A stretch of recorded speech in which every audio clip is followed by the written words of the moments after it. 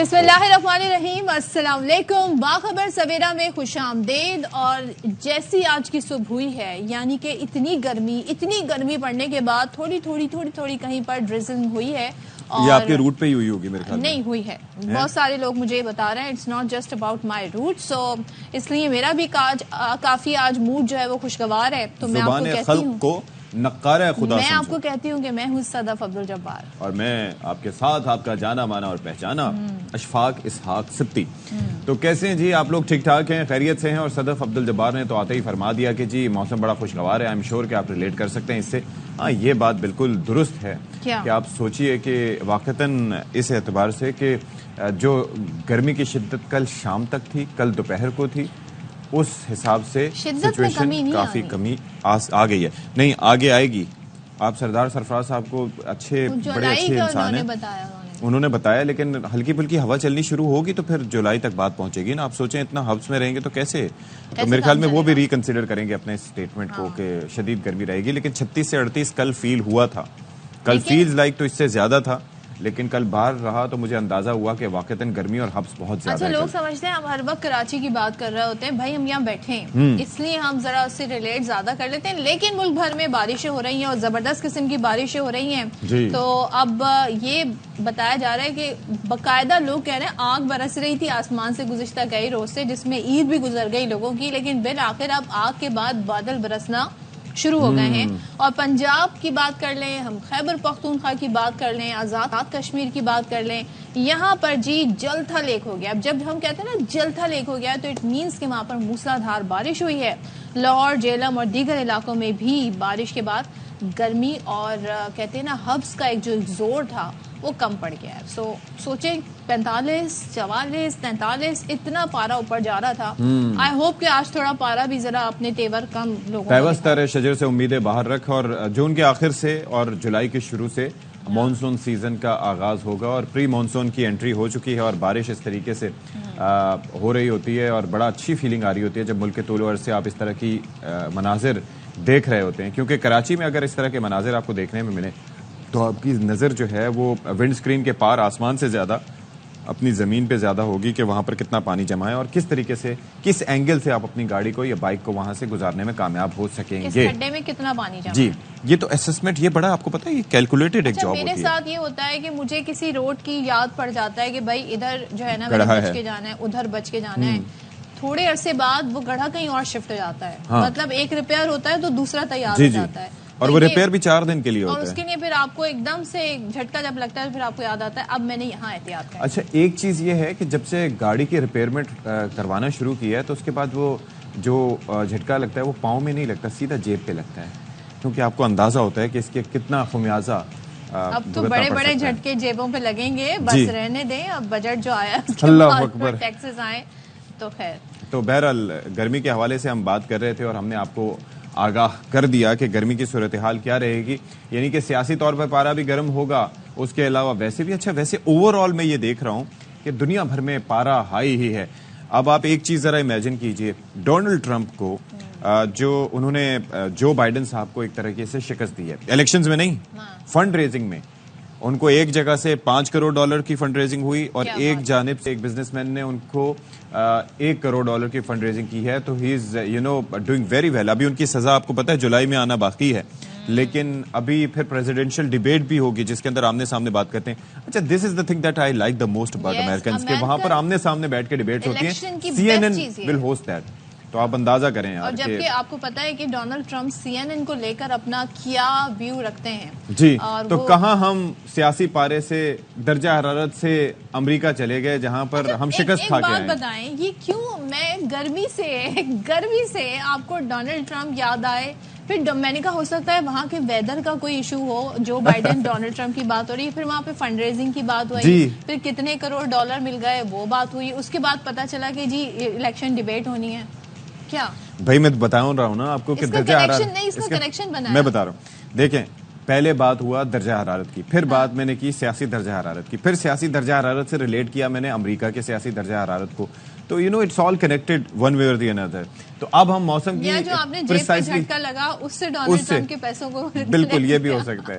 تو پریسائزلی جی موسم کی بات کر رہے تھے اور بارہا ہم کر چکے ہیں موسم کی بات, اور موسم کے حوالے سے ہم سب سے زیادہ پریشان رہتے ہیں کیونکہ یہاں پر لوگوں کا سب سے بڑا مسئلہ یہی ہے کہ بجلی کی اویلیبلٹی نہیں ہوتی اور پھر لوگ پریشان رہتے ہیں. بہرحال اب سیاست پر ذرا آ جاتے ہیں. تو کیا ہو رہا ہے سیاست, بجٹ کے بعد سیاست کے کیا حال چال ہے؟ بجٹ تو پیش کر دیا گیا ہے اور منظوری باقی ہے. اب اس کے لیے ایک ہفتے پوری ڈیبیٹ ہونی ہے. تو بجٹ منظوری کے لیے اب ہو کیا رہا ہے؟ پیپلز پارٹی کو آپ کو یاد ہوگا جب بجٹ پیش پہلے کیا جا رہا تھا اس وقت بھی پیپلز پارٹی نے کافی ناراضگی کا اظہار کیا تھا. ایسا لگ رہا تھا کہ پیپلز پارٹی کے ارکان اس بجٹ سیشن کا حصہ بنیں گے ہی نہیں اور آج پتہ نہیں کتنی مشکل ہو جائے گی بجٹ پیش کرنے میں. مگر آہستہ آہستہ کچھ اراکین آ گئے. شرمیلہ فاروقی صاحبہ اس دن کافی ایکٹیو تھی, انہوں نے بیان بھی دیا کہ اگر ہم چاہیں تو بجٹ منظور نہیں ہو سکتا. لیکن اب ایک مشن مل گیا ہے نون لیگ کو کہ پیپلز پارٹی کو منائے. تو وزیر اعظم شہباز شریف اور بلاول بھٹو کی وزیر اعظم ہاؤس میں گزشتہ روز ایک اہم ملاقات ہوئی جس کے بارے میں ہم آپ کو کل صبح سویرے ہی بتا گئے تھے. بلاول نے بجٹ پر اعتماد میں نہ لینے کا معاملہ وزیر اعظم کے سامنے رکھا اور ذرائع ہمیں بتا رہے ہیں کہ بلاول بھٹو نے کہا کہ حکومت نے طے شدہ معاہدے پر عمل درآمد نہیں کیا. پنجاب حکومت پیپلز پارٹی کے راستے روک رہی ہے. آپ اندازہ کیجئے کہ اچھا ایک جانب ملاقاتیں اور مذاکرات ہو رہے ہیں اور دوسری جانب ہم یہ دیکھ رہے ہیں کہ سخت بیانات کا سلسلہ اب بھی جاری ہے. یعنی کہ اس سلسلے میں اچھا, اور اس کے اندر یہ ہوتا ہے نارملی کہ جو آپ کی سیکنڈ ٹیئر یا تھرڈ ٹیئر کی لیڈرشپ ہوتی ہے ان کی جانب سے اسٹیٹمنٹس دیے جاتے ہیں. تو حنیف عباسی صاحب نے اسٹیٹمنٹ دیا ہے کہ بجٹ پیپلز پارٹی کی منظوری سے تیار ہوا, مرضی سے تیار ہوا. ہتک عزت بل پر دستخط بھی ان کی مرضی سے ہوئے. اور خصوصی انٹرویو حنیف عباسی صاحب نے ARY نیوز کو دیا تو اس میں انہوں نے یہ کہا کہ جو بڑی بات کی کہ اتحاد رکھنا پیپلز پارٹی کی مجبوری ہے نون لیگ کی نہیں. اور جب سے الیکشن ہوئے ہیں پیپلز پارٹی کی ایک پالیسی ہم یہ دیکھ رہے ہیں کہ انہوں نے کہا دیکھیں وزیر اعظم کا جب انتخاب ہوگا تو ہم سپورٹ ضرور کریں گے لیکن ہم کابینہ کا حصہ نہیں بنیں گے. تو یہ ان کی جو پالیسی ہے اس پر بھی بڑی نون لیگ تنقید کرتی ہے. تو اس پہ بات کر لیتے ہیں. خاور گمن اسلام آباد بیورو چیف ہمارے ساتھ ہیں. خاور, اب بجٹ آ گیا ہے, ظاہر اس پہ ڈیبیٹ ہونی ہے. کل وزیر اعظم بلاول کی ملاقات ہوئی اور بلاول نے تو تحفظات سامنے رکھ دیے اور جو سب سے بڑا وہ ایک ایشو آ رہا ہے وہ یہ کہ اعتماد میں نہیں لیا گیا. نون لیگ نے پیپلز پارٹی کو اعتماد میں نہیں لیا. تو یہ کتنے سیریس ان کے کنسرن ہیں یہ, اور یہ معاملہ آگے کہاں پر جا رہا ہے؟ بہت شکریہ جی. دیکھیں یہ تو ظاہر ہے بغیر پاکستان پیپلز پارٹی کے پاکستان مسلم لیگ نون کی جو موجودہ حکومت ہے وہ قائم نہیں رہ سکتی. اور آپ کو پتا بجٹ پاس کرنے کے لیے اکثریتی ووٹ چاہیے. تو بغیر پاکستان پیپلز پارٹی کی سپورٹ کے بجٹ نہیں پاس ہو سکتا اور بجٹ پاس نہیں ہوگا تو ظاہر ہے حکومت گر جائے گی. لہذا ایونچولی ان کو سپورٹ کرنا پڑے گا اور وہ سپورٹ کریں گے. مطلب تحفظات ان کے یقینی طور پر ہیں. پریس کانفرنس بھی ہم نے سنی ہے کہ جناب اعلیٰ ہم سے فیڈ بیک نہیں لیا گیا. ہم سے وعدہ تھا کہ جناب اعلیٰ بجٹ تیاری سے پہلے جب سپورٹ کرنا ہی ہے تو یہ سب کیا ابھی کیا ہو رہا ہے؟ یہ نورا کچھ تھی پاکستان کے اندر آپ نے دیکھا کہ ہم جو سیاست جس انداز سے ہو رہی ہے وہ اکثر ہم دیکھتے آ رہے ہیں کہ وہ ایک جو پرنسپل پالیٹکس ہے نا جو کہ ہونی چاہیے اصولی سیاست, وہ ہم تھوڑا سا اس سے دور ہٹ کے ذرا زیادہ چلے گئے ہیں, علیحدہ ہو گئے ہیں. اب پاکستان کے اندر کسی بھی جو ہے آپ بچے سے پوچھیں تھوڑی بہت جو سیاست جانتا ہے کہ کسی طالب علم سے پوچھ لیں, بزرگ سے پوچھ لیں, ابھی آپ باہر آپ نیچے اتر کے وہاں پہ آفس سے پوچھ لیں گے جی کیا یہ پاکستان پیپلز پارٹی نون لیگ علیحدہ ہے, وہ کہیں گے بالکل نہیں ہے, وہ ساتھ ہیں, کیسے چلیں گے.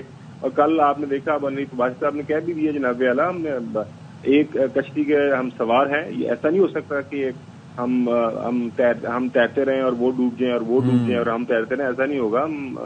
ہمارا جینا مرنا بالکل ایک ساتھ ہے. لیکن دیر از اے وے. ہمیں وہ 14-15 مہینے کی وہ گورنمنٹ یاد ہے PDM کی, اور اس کے بعد کے بیانات بھی یاد ہیں کہ ہم تو تھے ہی نہیں. You remember that right? ابھی جو سلسلہ ہے کہ ایک تو آپ ساتھ ہیں, دوسرا یہ ہے کہ آپ بجٹ سیشن جب تھا اس وقت بھی آپ مان گئے تھے, ابھی بھی آپ ملاقات کریں اور at the end of the day آپ نے مان ہی جانا ہے. لیکن یہ جو ٹائم ہے یا یہ جو ملاقاتیں ہیں یا یہ جو شکوے ہیں کس بات کی لیوریج حاصل کرنے کے لیے ہو رہے ہیں؟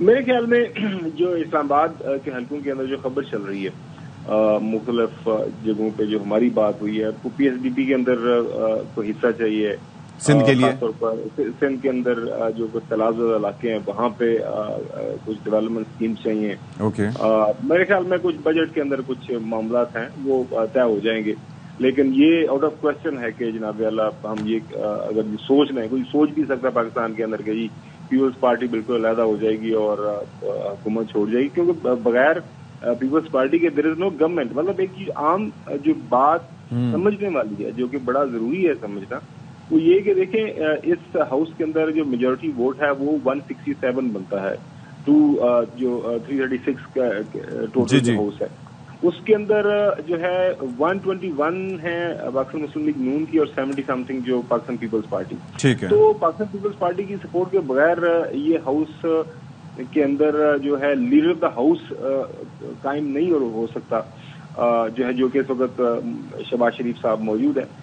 लिहाजा ये कह देना कि जनाब अल्लाह कि हम हुकूमत का हमारे तहफ़्फ़ुज़ात होंगे, यकीनी तौर पर होंगे, लेकिन उन्हीं तहफ़्फ़ुज़ात के साथ आपने सदर पाकिस्तान का ओहदा लिया, उन्हीं तहफ़्फ़ुज़ात के साथ आपने गवर्नरशिप ली, चेयरमैन सेनेट आपने लिए, अभी ये जो बेनजीर इनकम सपोर्ट प्रोग्राम उसकी चेयरमैनशिप भी आपके पास है, और आने वाले दिनों के अंदर खबर यही है कि ये लोग काबीना का हिस्सा भी बन जाएंगे। लिहाजा अच्छी बात है। असल में जाहिर सियासत है ना, क्या करें, अब इतने इलेक्शन हो गए, इलेक्शन होने के बाद हमने देखा काफी अर्से तक पीपल्स पार्टी की क़यादत जरा खामोश थी, खासतौर पर बराबर साहब जरा थोड़ा रेस्ट पर थे। जी जी, सदर पाकिस्तान तो जाहिर है वो अपनी जो भी उनकी मसरूफियत है ऑफिशियल उसके अंदर मसरूफ है। दूसरा वो फेडरेशन की अलामत भी है ना, जाहिर है कि वो is the head of the federation. तो बिलावल भी जाहिर है थोड़ा सा मीडिया टेंशन है, रोजाना आप देखें सुबह सुबह डिस्कस कर रहे हैं, आज रात को सारे प्रोग्राम इसी बात के ऊपर होंगे जनाब। देखें जी पीपल्स पार्टी अगर हुकूमत का हिस्सा नहीं रहेगी तो गिर जाएगी, हुकूमत गिर जाएगी तो कौन हुकूमत बनाएगा, क्या अडियाला का जो मकीन है वो तो नहीं बाहर आ रहा, उसके साथ तो इन्हीं मामला तय हो जाएंगे पीपल्स पार्टी के, तो फिर कोई माहौल तब्दील तो नहीं होने जा रहा। तो ये थोड़ा सा एक मेरे ख्याल में मीडिया थोड़ा सा अटैक करेंगे, तो वो भी थोड़ा सा आज असद कैसर साहब ने भी बड़ी अपीलें वगैरह की हैं कि लोग निकलें और बाहर निकलें और वो मुल्क की खुद मुख्तारी की जंग लड़ रहे हैं। तो क्या अभी तक रिस्पांस क्या है लोगों का, कब तक क्या प्रोग्राम क्या है? वैसे पाकिस्तान तहरीक इंसाफ की क़यादत का जहाँ तक ताल्लुक है, उसके अंदर हमें एक चीज जो नजर आ रही है कि उनका जो लीडर है वो जेल के अंदर मौजूद है, और एक जो यकसोई नजर आनी चाहिए और क़यादत के अंदर जो बाहर बैठी हुई है। ज़ाहिर है पंजाब के अंदर देख रहे हैं कि वो वहाँ पे अभी तक काफी उनके लोग हैं, वो मियां असलम इकबाल साहब हों, माददा साहब हों, बाकी जो लोग हैं वो अभी आपने देखा कि वो अंडरग्राउंड है। KP के अंदर हुकूमत के अंदर एक पार्टी जब मौजूद है तो वहाँ पे जाहिर है जब हुकूमत में होते हैं तो काफी आपको मजबूरियां भी होती हैं, फेडरेशन के साथ हमें चलना है, बयान आप जरूर देते हैं। गंडापुर साहब आपने देखा रोजाना की बुनियाद के ऊपर वो बढ़त जरूर मारते हैं, और मैं ये कर दूंगा, ये हो जाएगा, वो हो जाएगा, मैंने जून अपने लीडर को जेल में नहीं गुजारने देना। जून तो अब देखें खत्म हो रहा तकरीबन। तो वो एक हमें वहाँ पे एक lack of strategy at this point time frankly speaking जो नजर आ रहा है। मतलब कभी भी कहते हैं हमने बातचीत करनी है, कहीं से खबर आते, कहीं से फिर खबर आ जाती, नहीं ना बातचीत नहीं हमने, तो बिल्कुल बड़े मसाइल उनकी पार्टी के अंदर खुद ही चल रहे हैं। देखते हैं आने वाले वक्त में क्या होता है। बिल्कुल, thank you so much Khawar. और अब बजट मंजूरी हो ही जाएगी, जैसे कि खावर भी कह रहे हैं, खबरें तो यही है, होता भी उमूमन यही है, लेकिन पीपल्स पार्टी के तहफ़्फ़ुज़ात है कि कमेटियां तक बन गई हैं और वो कमेटियां आपस में बैठ के डिसाइड करेंगी, मामला तय करेंगी। अच्छा जी, आज एक बड़ा अहम दिन है, आज जून है। अच्छा वैसे जून का महीना आपको पता है बड़ा इंपॉर्टेंस का हामिल है। सदफ अब्दुल जब्बार, इसके अंदर बड़ी अहम शख्सियात इस दुनिया में आई। जॉनी डेप जून में पैदा हुए, मॉर्लन मनरो पैदा हुई, मॉर्गन फ्रीमैन जून में पैदा हुए, और इसके अलावा कई ऐसी शख्सियात हैं, लियाम नीसन, एंजेलिना जोली। लेकिन एक शख्सियत जिन्होंने पाकिस्तान का नाम रोशन किया और पाकिस्तान और आलम इस्लाम की पहली वज़ीर आज़म, वो हैं मोहतरमा बेनज़ीर भुट्टो शहीद, और आज उनका 71वां यौम पैदाइश है। 71वां उनका यौम पैदाइश है, और उन्हें इस्लामी दुनिया की, जैसे कि अशफाक ने भी कहा, ये बड़ा एजाज़ हासिल है कि पहली खातून वज़ीर आज़म बनी। 21 जून 1953 को कराची में पैदा हुई और 1973 में उन्होंने हार्वर्ड रेडक्लिफ कॉलेज से ग्रेजुएशन किया। اور جنرل ضیاء الحق کے دور میں انہوں نے جلا وطنی اختیار کی، جس طرح ان کے والد کی حکومت کا تختہ الٹا گیا، پھر انہیں تختہ دار پہ لٹکایا گیا، وہ جلا وطن ہو گئیں. پھر 1986 میں جب وہ واپس لوٹیں تو جو لاہور میں ان کا استقبال ہوا شایان شان وہ دیکھنے والا تھا.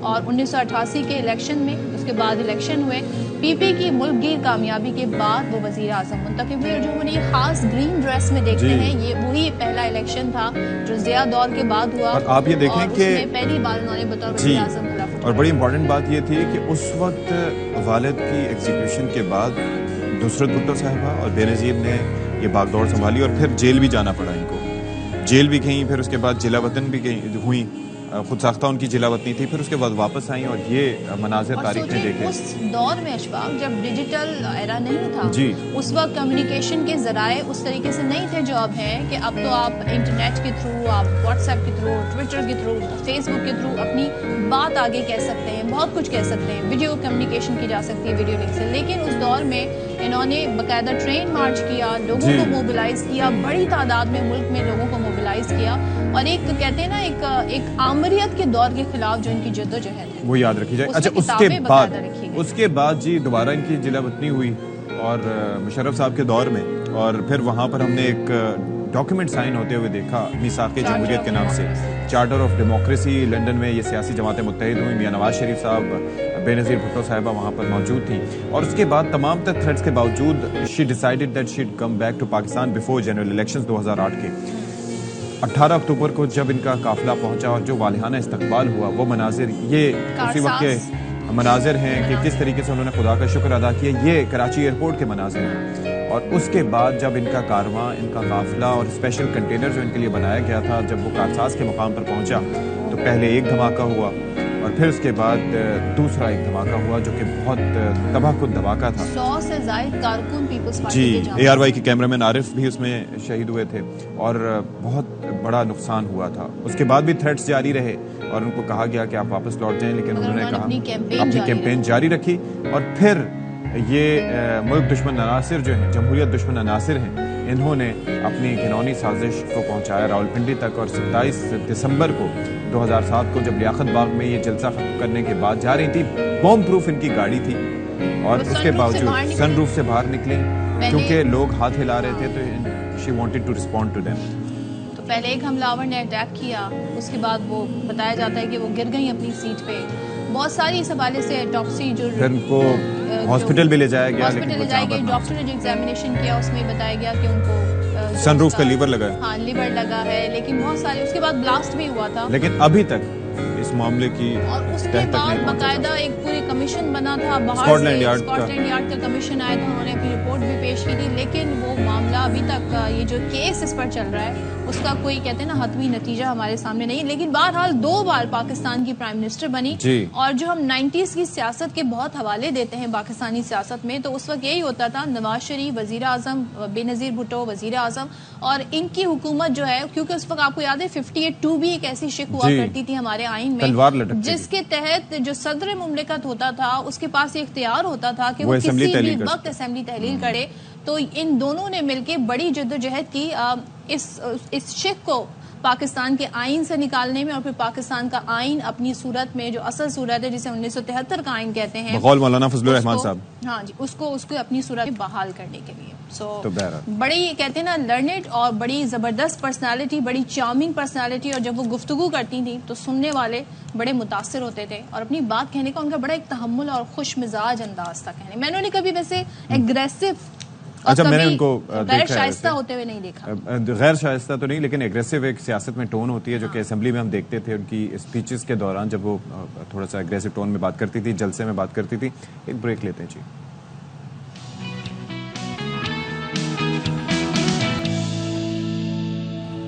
Welcome back once again. اور آپ کو یاد ہوگا بجٹ سے پہلے بتایا گیا تھا، چاہے وہ جو بھی صوبائی حکومت ہو، وہ یہ دعوے کر رہی تھی اس بار ہم عوام کو ریلیف دینے جا رہے ہیں. سولر سسٹم ایسے ہم اس میں اتنی سہولیات دیں گے، اتنی فیسلٹیز دیں گے کہ لوگ جو ہیں وہ پھر اس طرف بھی آئیں گے. تو اب بجلی صارفین کو ریلیف دینے کے لیے سندھ حکومت کی جانب سے تیرتے ہوئے فلوٹنگ سولر سسٹم یا پاور منصوبہ آپ اسے کہہ سکتے ہیں، اس کا اعلان کیا گیا ہے.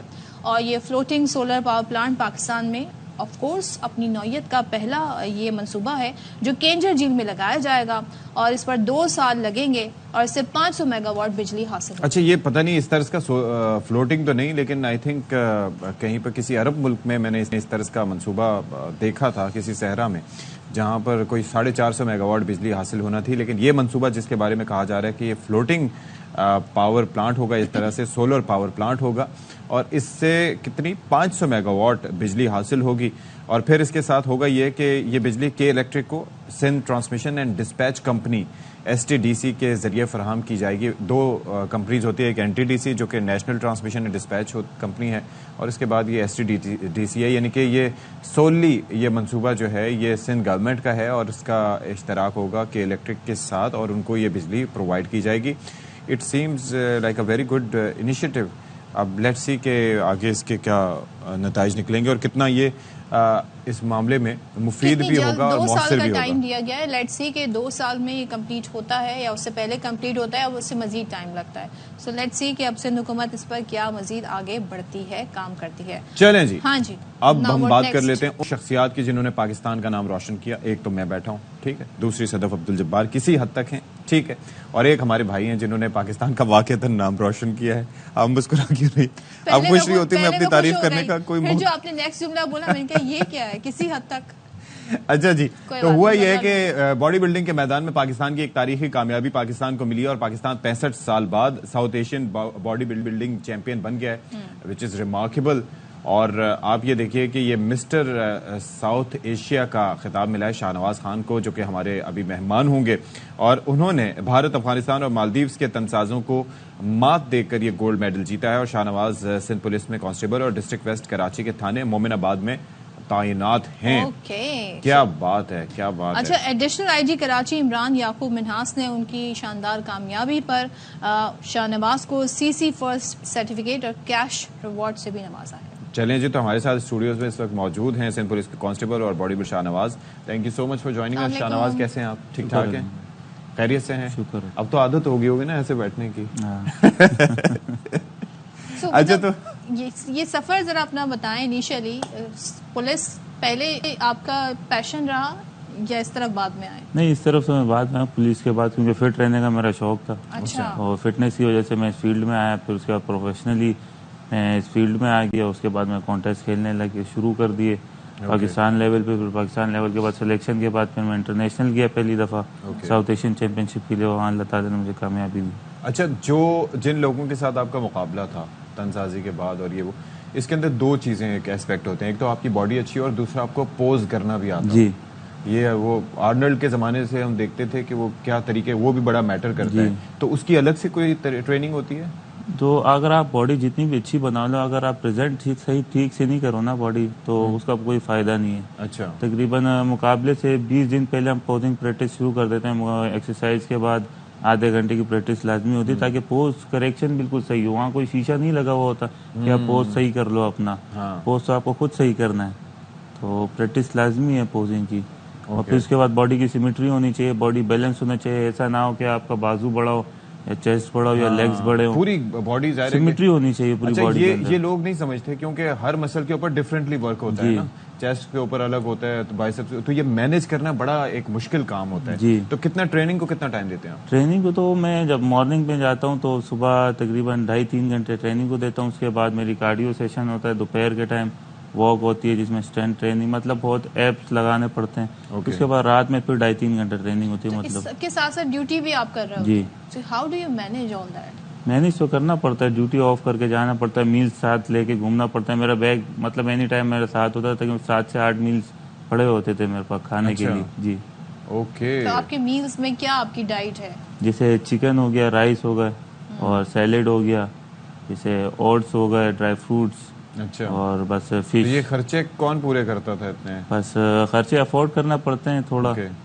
جی. تو آپ کی تو ساری سیلری اس میں لگ جاتی ہے؟ بس ساری تو اسی میں لگ جاتی ہے. ایسے ہی ہے. جی. تو گھر والوں کا اس پہ کیا رسپانس کیا تھا؟ بس گھر والے سپورٹ کرتے ہیں. گھر سے جب سپورٹ ہو تو بندہ کامیاب تو لازمی ہوتا ہے. اچھا. گھر والے بہت سپورٹ کرتے ہیں اس معاملے میں، باڈی بلڈنگ کے معاملے میں. مطلب اچھا سپورٹ سے کوئی مطلب گھر والوں کی سپورٹ تو مل جاتی ہے. ایک وقت کو گھر والے بھی کہتے ہیں نا، تھک ہار کے مان لیتے ہیں بھائی جو کرنا چاہ رہا ہے کر لے بچہ اپنا.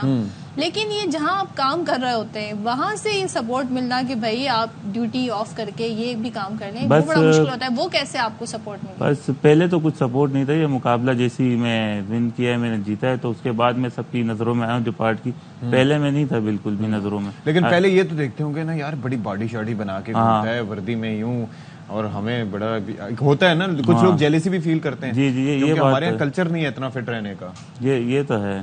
تو پھر کیسے اس سے آپ نمٹتے تھے اس سچویشن سے؟ یا بس جو مطلب دوست ہوتے ہیں، مطلب جو بھی ہوتے ہیں، مطلب کوئی جیلس ہوتا ہے، کوئی خوش ہوتا ہے کہ یار باڈی بنائی ہوئی ہے، کوئی کہتا ہے آپ نے پروٹین کھا کے باڈی بنائی، کوئی کیا کہتا ہے. تو میں انہیں کہتا ہوں کہ آپ آگے محنت تو کرو ذرا، پروٹین تو بعد کی بات ہے. اچھا پھر دوسرا، گھر میں لوگ، ایک تو چلیں آپ نے باڈی بلڈنگ کر دی، دوسرا کچھ چیزیں ہوتی ہیں نا جس کی آپ کی عادت بن جاتی ہے. مثال کے طور پہ گھر پہ بھی آ کے بندہ پوز کر رہا ہے یہ کر کے، پھر اس کے بعد یہ پتہ نہیں کر کے، پھر اس طرح کے پوز کر کے، یہ بھی ہو جاتی ہے نا تھوڑے سے. نہیں گھر میں اتنا ٹائم نہیں ملتا، ڈیوٹی ٹائم گھر میں اتنا ٹائم نہیں. ہاں جم میں ہو جاتا ہے، جم میں کرتا ہوں. تو اب نیکسٹ آپ کا ٹائٹل، کس ٹائٹل پہ آپ کی نظر ہے؟ انشاءاللہ پاکستان کو مسٹر ورلڈ کے اسٹیج پہ ریپرزینٹ کرنا ہے، انشاءاللہ جیتنا ہے مسٹر ورلڈ. بس کوشش یہی ہے، اللہ سے امید ہے. اور آئی جی صاحب نے بھی مجھے مطلب امید دلائی ہے کہ مطلب آپ کو فائنینشلی اسپانسر کریں گے اس بار، مطلب کیونکہ آپ ایک چہرہ بنے گے نا سندھ پولیس کا. تو اس حوالے سے آئی جی صاحب نے بریف کیا ہے، تو میں آپ کی سپورٹ کریں گے پورا محکمہ. اوکے جی، تو اس بار زیادہ پوری امید ہوں انشاءاللہ پاکستان کے لیے گولڈ میڈل سے بھی زیادہ اچھا کروں، اوور آل ٹائٹل جیتوں. پرہیز کس کس چیز کی کرنی پڑتی ہے سارے اس میں کھانے کے حوالے سے؟ پرہیز تو میٹھا آپ کو بند کرنا پڑے گا، نہیں کھا سکتے، ٹھیک ہے، اور تیل والی چیزیں بند کرنا پڑیں گی. اچھا. اور جو سالٹ ہوتا ہے نا، مطلب آپ کی جتنی بھی میلز بن رہی ہیں نا ایک ساتھ ہی بنانا پڑتی ہیں، اس میں 1 اسپون بس آپ کو پنک سالٹ چاہیے ہوگا بس. اچھا. اس کے علاوہ سالٹ بالکل نہیں چلے گا. اچھا. آپ سبزیاں کھا سکتے ہو. اوکے. مطلب اوٹس ہو گیا، ڈرائی فروٹس ہو گیا، اور تھوڑے مطلب جو فروٹس ہوتے ہیں جیسے کہ کیلا ہو گیا، پپیتا ہو گیا، اور مطلب گریپ فروٹ کے اندر جتنے فروٹ ہوتے ہیں آپ وہ کھا سکتے ہیں. اچھا. اور باقی یہ جو انڈینز اور جیسے مالدیوز اور یہ نیپال کے، ان کی ٹریننگ رجیم میں کیا فرق آپ دیکھتے ہیں؟ انسان اسیسمنٹ تو کرتے ہیں، فرق کیا ان کا ہوتا ہے؟ ان کی نیوٹریشن بالکل الگ ہے ہم سے. اچھا. ہاں، جو ہم بند کرتے ہیں وہ لوگ بند نہیں کرتے. اوکے. جی، ان کی نیوٹریشن الگ ہے، کوچز بالکل الگ ہیں، انٹرنیشنل کوچز ہیں، مطلب ہم سے مطلب تھوڑا سا آگے ہیں. اوکے. جی، مطلب باڈی بلڈنگ پاکستان میں اتنی پروموٹ نہیں ہے، جب بھی اس حوالے سے اتنی رجحان نہیں ہے باڈی بلڈنگ کا. ادھر بہت رجحان ہے، ہر دوسرے گھر میں باڈی بلڈر ہوتا ہے. تو یہ چیز تو ہے. چلیں، وی wish you all the best Shah Nawaz, اور اللہ تعالیٰ کرے کہ آپ مزید بھی کامیابیاں اس حوالے سے سمیٹیں اور دوسرے لوگ بھی آپ کو دیکھ کر فٹنس کی طرف جائیں. تھینک یو سو مچ. کیا بات ہے. اور ان کے ظاہر جس پولیس کے ادارے میں کام کرتے ہیں تو وہاں سے سوچیں ان کو کتنی سہولت ملی ہوئی ہے. So that's very good. اچھا، جب ہم پولیس کی بات کر ہی رہے ہیں تو اب ہم آپ کو ذرا کراچی کا مسئلہ بتا دیں جو کہ بڑا کروشل ہمیشہ سے رہا ہے. وہ یہ ہے کہ کیسے کرمنلز کو پکڑا جائے، اسٹریٹ کرمنلز کو پکڑا جائے. تو چوروں اور جرائم پیشہ افراد کا سراغ لگانے اور سرویلنس کا نظام مزید بہتر بنانے کے لیے اب سندھ حکومت کی جانب سے جو اسٹیپس ہیں وہ لیے جا رہے ہیں. سرویلنس سسٹم S4 کا افتتاح کیا گیا ہے.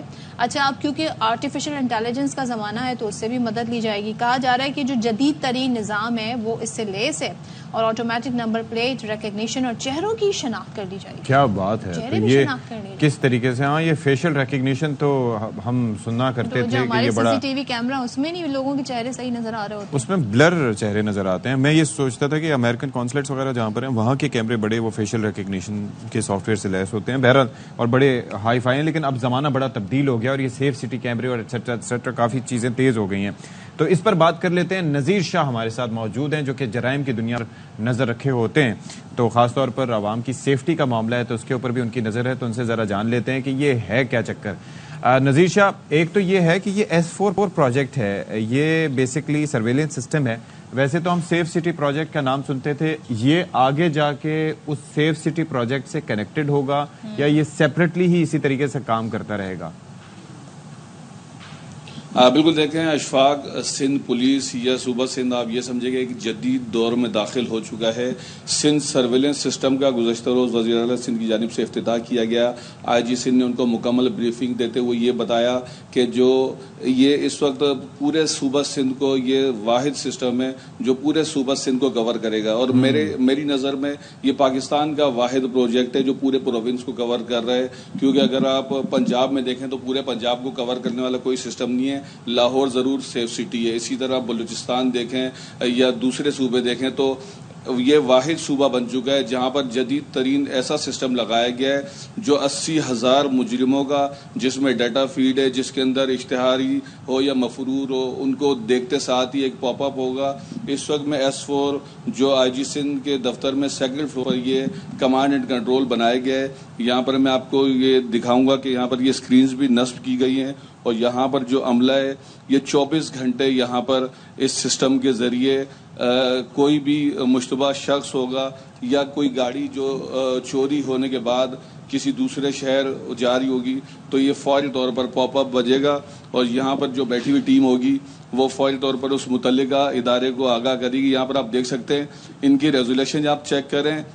اور کراچی کا جو آپ کو یہ بتا سکوں کہ پورے سندھ میں 40 ٹول پلازا ہیں. ان 40 میں سے تقریباً 18 کراچی میں ہیں جن میں 209 ایسے کیمرے جو 8 میگا پکسل کے ہیں.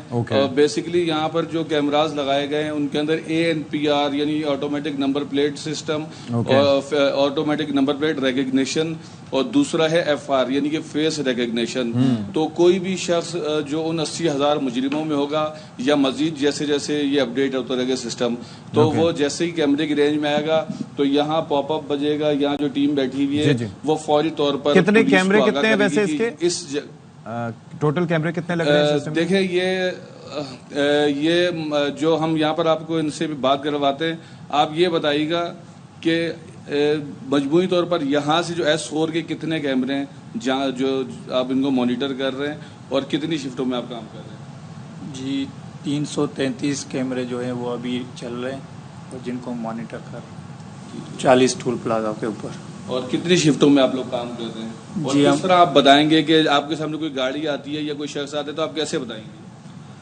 ہمارے پاس ایک الرٹ جنریٹ ہوتا ہے جس پہ 2 قسم کے الرٹ آئیں گے. ایک ہمارے پاس وہیکل کا آئے گا, ایک ہمارے پاس جو ہے فیشل کا آئے گا.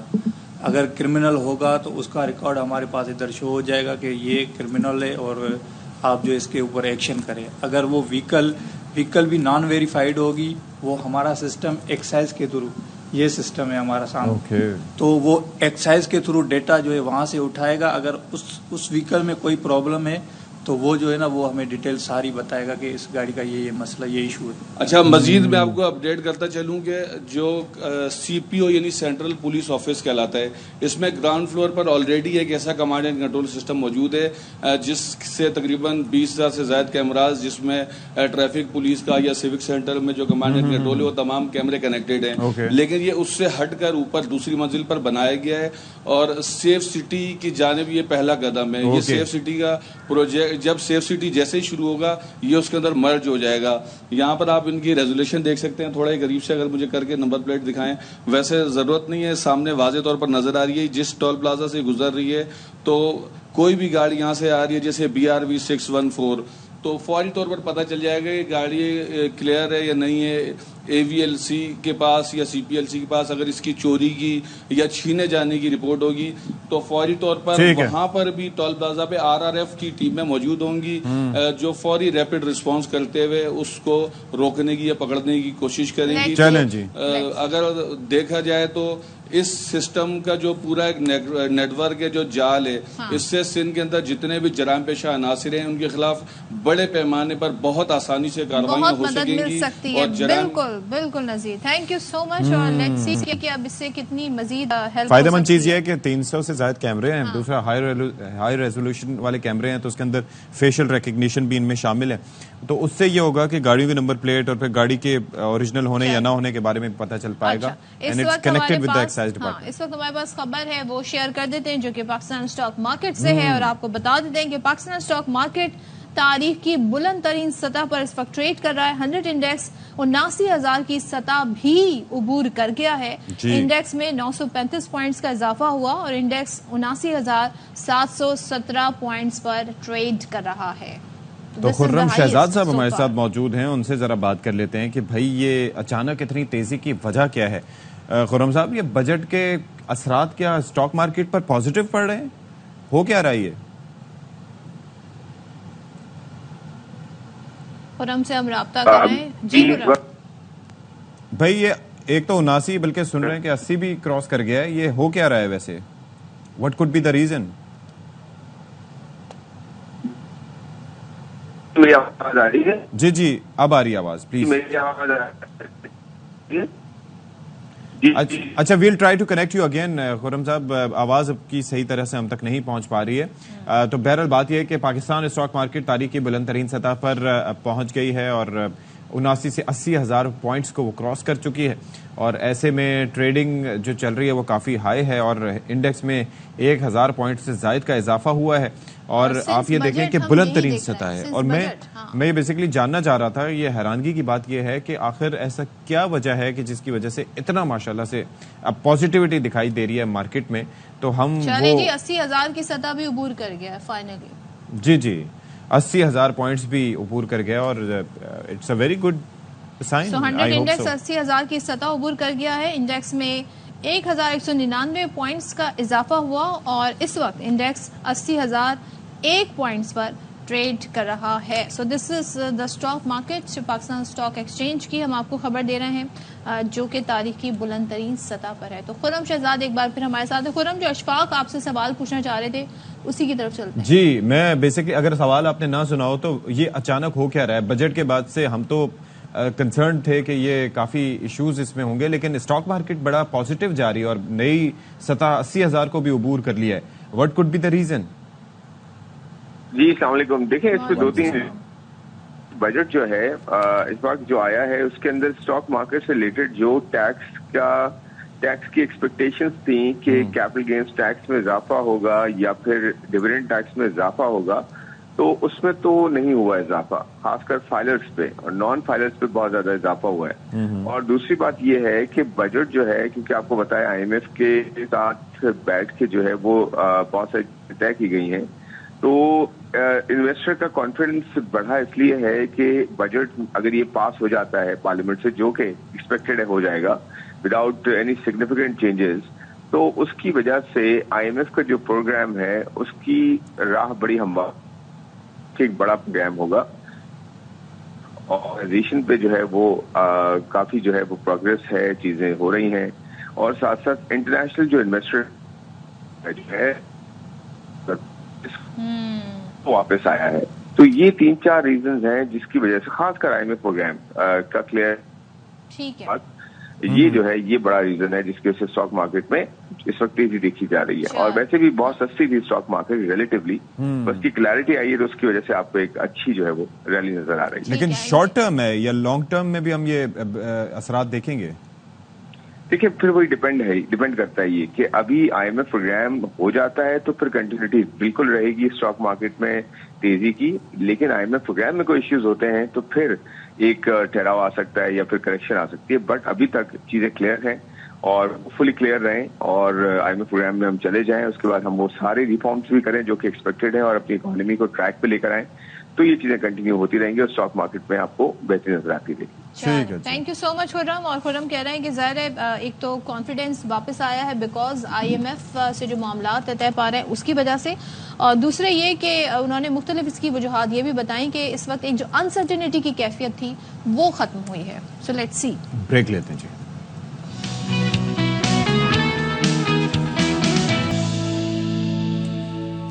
Welcome back once again. کتنی خاموشی ہو گئی ہے جیسے ہی میں نے ویلکم کیا ہے, کیونکہ اب جو میں بات بتانے جا رہی ہوں آپ کو, آپ سن کے بڑے خوش ہوں گے.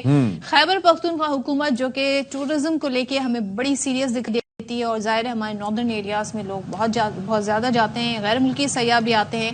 اب اس کے فروغ کے لیے یعنی سیاحت کو مزید آگے بڑھانے کے لیے ہیلی کاپٹر سروس کا آغاز کیا گیا ہے, جس کے تحت اب ذرا یہ آپ سن لیں جو میں بتانے جا رہی ہوں, 2 سے 7.5 لاکھ روپے فی کس کرایہ ادا کر کے مختلف سیاحتی مقامات کا دورہ کیا جا سکتا ہے. ابتدائی طور پر جو سیاح ہیں ان کو چترال کے علاقوں کی سیر کرائی جائے گی, اور اس کے بعد دیگر علاقوں سے جی یہ ایئرپورٹ کے ذریعے پروان بھرے گا, پروان چڑھے گا, اڑان بھرے گا, پروان چڑھے گا. درخت ہے یہ. بہرحال ویل ڈن. اچھا جی, تو یہ سیاح اپنے پیکج, اصل میں ہم نے ریٹ سننے کے بعد نا اپنی جیب کو ٹٹولا, اور اس کے بعد ہم پروان نہیں چڑھ سکتے تھے, ہم اڑان نہیں بھر سکتے. تو آئی گیٹ یو.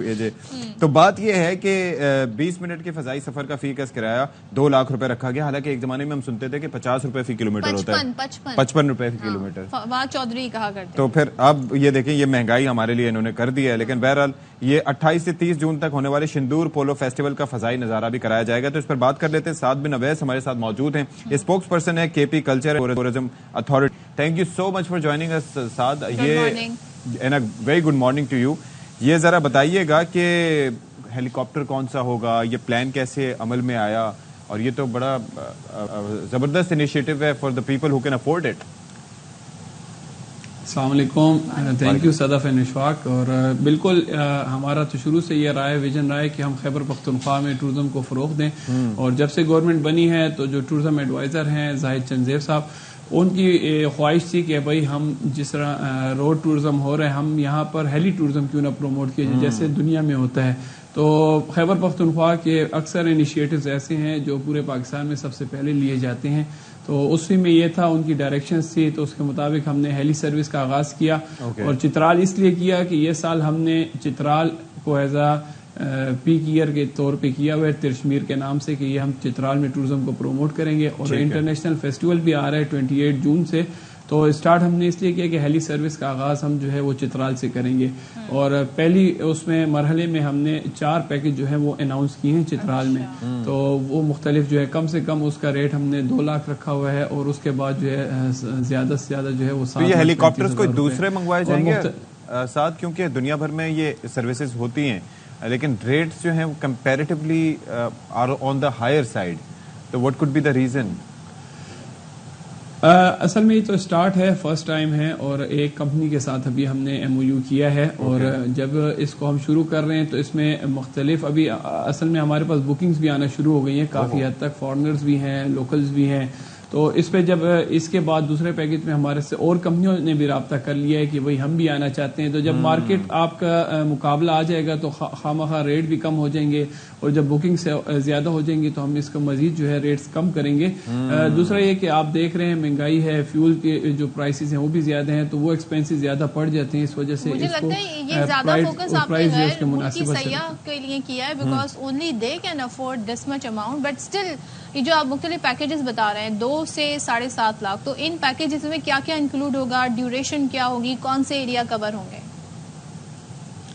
اس میں جو ہے جو سب سے اسمال جو پیکج آپ نے بات کی وہ پہلا ہے چترال سے، جو ترشمیر کی وہاں کی پہاڑی ہے، مشہور پہاڑی ہے جس کے لیے فارنرز ٹریکرز آتے ہیں، ٹریکنگ بھی کرتے ہیں. وہ ہے، اس کو سارا دکھایا جائے گا. واپس چترال ایئرپورٹ آئیں گے. دوسرا پیکج جو ہے وہ پھر چترال ہے، وہاں پہ کیلاش ہے، لواری ٹنل ہے، وہ دکھایا جائے گا. واپس چترال آئیں گے. تیسرے پیکج میں جو ہم نے چترال کو رکھا ہے، ساتھ میں کاکلش میڈوز ہیں، ترشمیر رکھی ہے، پہاڑیاں ہیں. کاکلش میڈوز وہاں کے مشہور ہیں، باقاعدہ وہاں پہ ہر سال فیسٹیول بھی ہوتا ہے. اور جو لاسٹ پیکج ہے وہ چترال ایئرپورٹ سے شندور ٹاپ تک ہے، جہاں پر آپ پولو فیسٹیول انجوائے کر سکتے ہیں. اور پھر واپس جو ہے آپ کو چترال ایئرپورٹ پر ڈراپ کیا جائے گا. کتنے ہیلی کاپٹرز مختص ہیں؟ اور یہاں پر سب سے بڑی امپورٹنٹ چیز یہ ہے کہ فلائٹ سیفٹی. ہمارے یہاں آپ کو پتا ہے کہ جھولے ہوں یا کوئی بھی ایسی سروس ہو، یا ایون یہ ہے کہ ہم دیکھ رہے ہوتے ہیں کہ اس کے اندر جو سیفٹی میجر جو ہیں اس طریقے سے نہیں لیے جاتے. تو یہ تو آپ کو پتا ہے کہ انٹرنیشنل ٹورسٹ کو آپ اٹریکٹ کر رہے ہیں، اور یہ بڑا رسکی بھی ہو سکتا ہے، تو کافی توجہ دینا ہوگی اس پہ. جی بالکل، اس پہ مکمل ہماری جو ہے بات چیت ہوئی ہے جو کمپنی ہے پیٹرونیٹ ایویشن والوں کے ساتھ. اور اس میں یہ بھی ہے کہ اگر اس دن ویدر خراب ہوتا ہے تو ہم اس کو فلائی نہیں کریں گے، اس کو جو ہے نیکسٹ ڈے پہ وہ کیا جائے گا، اور اسٹل جو ہے وہ فلائٹ ہوگی. اور ساری سیفٹی میئرز کو دیکھ کر ہم نے اس کو رکھا ہے، کیونکہ سب سے پہلے جو ہے انسان کی جان ہے، پھر جہان ہے. تو اس سب چیزوں کو دیکھ کر رکھا ہوا ہے. سارے جو اس کے ساتھ منسلک ادارے ہیں ان کے ساتھ آن بورڈ ہیں، تو ان سب کو مد نظر رکھتے ہوئے اس کو اناؤنس کیا گیا. اور یہ کوئی اس کے اوپر صحافتی پیکج آپ نے رکھا ہے مستحق صحافیوں کے لیے؟ اور کوئی آپ سامنے دیکھ رہے ہوں، کوئی اینکر پرسن بھی اگر جانا چاہیں جو افورڈ نہ کر سکیں؟ مطلب سمجھ گئے ہوں گے سوال کا، سمجھ گئے ہوں گے نا آپ؟ جی آپ موسٹ ویلکم ہیں. آپ آنا چاہتے ہیں تو شندور فیسٹیول ہے، آئیے ضرور، میں آپ کو موسٹ ویلکم کہوں گا. اور ہمارے ساتھ جرنلسٹ جاتے رہتے ہیں اور اس فیسٹیول میں بھی جائیں گے. تو بالکل صحافیوں کے لیے بھی ہم کریں گے، کیونکہ وہ کہتے ہیں نا جنگل میں مور ناچا کس نے دیکھا. کنسیشن کی بات بھی کر رہا ہے نا، صحافتی کنسیشن. बिल्कुल बिल्कुल इंशाल्लाह कंसेशन भी करेंगे। असल में तो फर्स्ट फेज है, तो फर्स्ट फेज में भी इसको हमने अनाउंस किया है। इंशाल्लाह आहिस्ता आहिस्ता आप देखेंगे इसको। हम एक बात में बताना भूल गया, ये सिर्फ चित्राल नहीं है। चित्राल के बाद जो है हम इसको दीगर डिस्ट्रिक्ट में जाएंगे, नारान में जाएंगे, कागान में जाएंगे, हम स्वाद साइड पे जाएंगे, मलाकंड करेंगे, और जो मुख्तलिफ साइड से हम इसको लेके जाएंगे। ओवरऑल सारे केपी के लिए हम इंशाल्लाह इसको प्लान करेंगे। तो इसके साथ जब वक्त के साथ साथ और कंपनियां भी आएंगी तो मजीद इसमें प्राइसेस भी डाउन होंगी और हाईली भी ज्यादा होंगे। बिल्कुल वो हम मजाक की हद तक कह रहे थे। साथ बहुत शुक्रिया आपका। नहीं तो आप जो कह रही थी ना कि वो कितना डिस्काउंट, तो जो सिंदूर फेस्टिवल बाकी जो 7.5 लाख रुपए देंगे वो ऊपर से देखेंगे, और जो मुफ्त में देखना चाहेंगे या डिस्काउंट में वो नीचे जाके भी देख सकते हैं। अच्छा, डायरेक्ट हेलीकॉप्टर से नीचे। क्या बात है। तो आप सोच लीजिए क्या बात है। लेकिन बड़ा जबरदस्त काम ये होने जा रहा है, और खास तौर पे जो हमारे जो गैर मुल्की सयाह हैं उनके लिए बड़ी आसानी हो जाएगी, और उनकी तो ज़ाहिर अफोर्डेबिलिटी का इतना मसला भी नहीं होगा। लेकिन जो या फिर जिनका बिजनेस डॉलर्स में, साथ ने जो बात कही कि जितनी ज्यादा मजीद और कंपनीज आती जाएंगी तो कंपटीशन मजीद बढ़ेगा और उससे फिर पैसे भी नीचे गिरेंगे। ठीक है, ब्रेक के बाद आते हैं।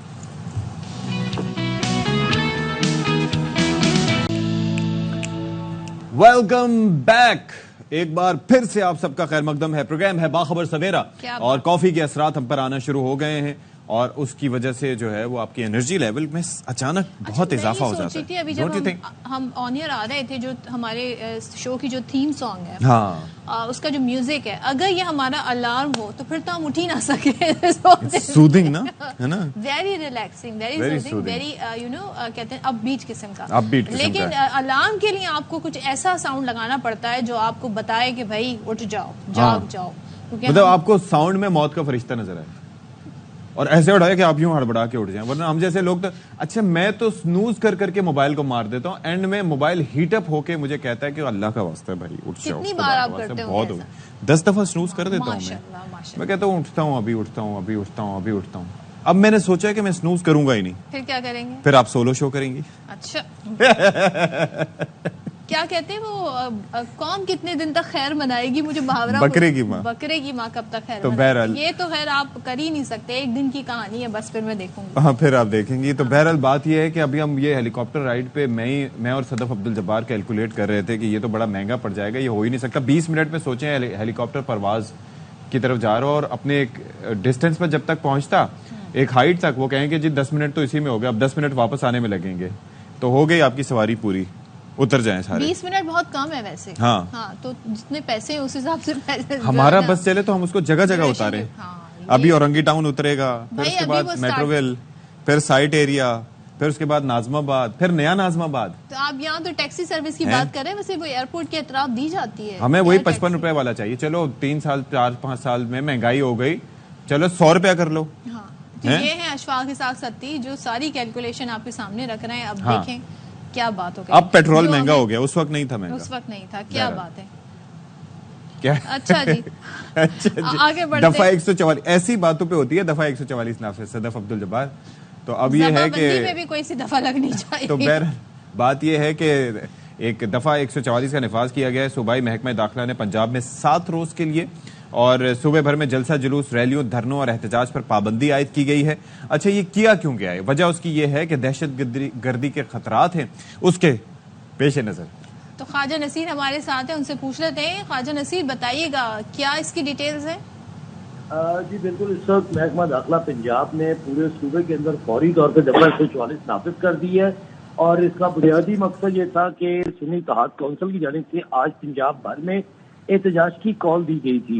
जबकि दूसरी जानिब इस वक्त पूरे पंजाब में हर किस्म के जलसे जुलूस और हर किस्म के एहतजाज पर पाबंदी आयद कर दी है। महकमा दाखिला की जानिब से जारी करदा हैंडआउट में ये बताया गया है कि सूबे में दहशत गर्दी का खतरा है और दहशत गर्दी के खतरे के पेश नजर दफा 144 नाफिज की गई है।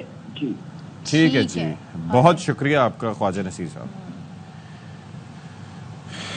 अच्छा, हम जब बात करते हैं पाकिस्तान के कल्चर के हवाले से, तो हम तो कहते हैं ना, जो चीज़ें हमने बचपन से देखी हो, हर वक्त देख रहे हो, तो हम शायद उसको इतनी इम्पोर्टेंस नहीं देते हैं। लेकिन जब कोई किसी मुल्क का एम्बेसडर, खासतौर पे आपको याद होगा जर्मन एम्बेसडर हुआ करते थे, उनका नाम भूल गई, बड़ा अच्छा सा उनका नाम था, वो बड़े दिलदादा थे। पाकिस्तान में जो ट्रक आर्ट जो बनाया जाता है, इवन के उनके पास जो फॉक्सी थी, उन्होंने उसको भी उसमें कन्वर्ट कर दिया था, उसमें पूरा उन्होंने ट्रक आर्ट करवाया होता, बड़ा खूबसूरत, बड़े एक्टिव रहते थे वो सोशल यानी कि आप पाकिस्तान के किसी भी एयरपोर्ट पे जाएं तो आपको वहाँ ड्यूटी फ्री पे इस तरह के डेकोरेशन पीसेस मिलते हैं, छोटा सा रिक्शा, छोटा सा ट्रक, और बड़े ही खूबसूरत लगते हैं। और सदफ, मैं एक बात करता हूँ कि आपने कभी आपको ड्राइव करने का अक्रॉस पाकिस्तान मौका मिला? हाँ। अच्छा, उसके अंदर जब रात के वक्त आप ड्राइविंग कर रहे होते हैं और आपके सामने ये लश्कारे मारते हुए ट्रक जो होते हैं ये जा रहे होते हैं पूरे मतलब आपको पता है कि ये फ्रेट सर्विसेज में और ऐसे इसमें इस्तेमाल होता है, तो जिस तरह से उनकी डेकोरेशन होती है ना, बॉडी मेकर्स और ये वो क्या ज़बरदस्त काम करते हैं। और ये आप ये देखिए क्या खूबसूरत ये रिक्शा है, क्या ज़बरदस्त जो है वो पाकिस्तान की सकाफत है। और इसको ये बेसिकली इसको बतूता का नाम दिया गया है इस रिक्शे को।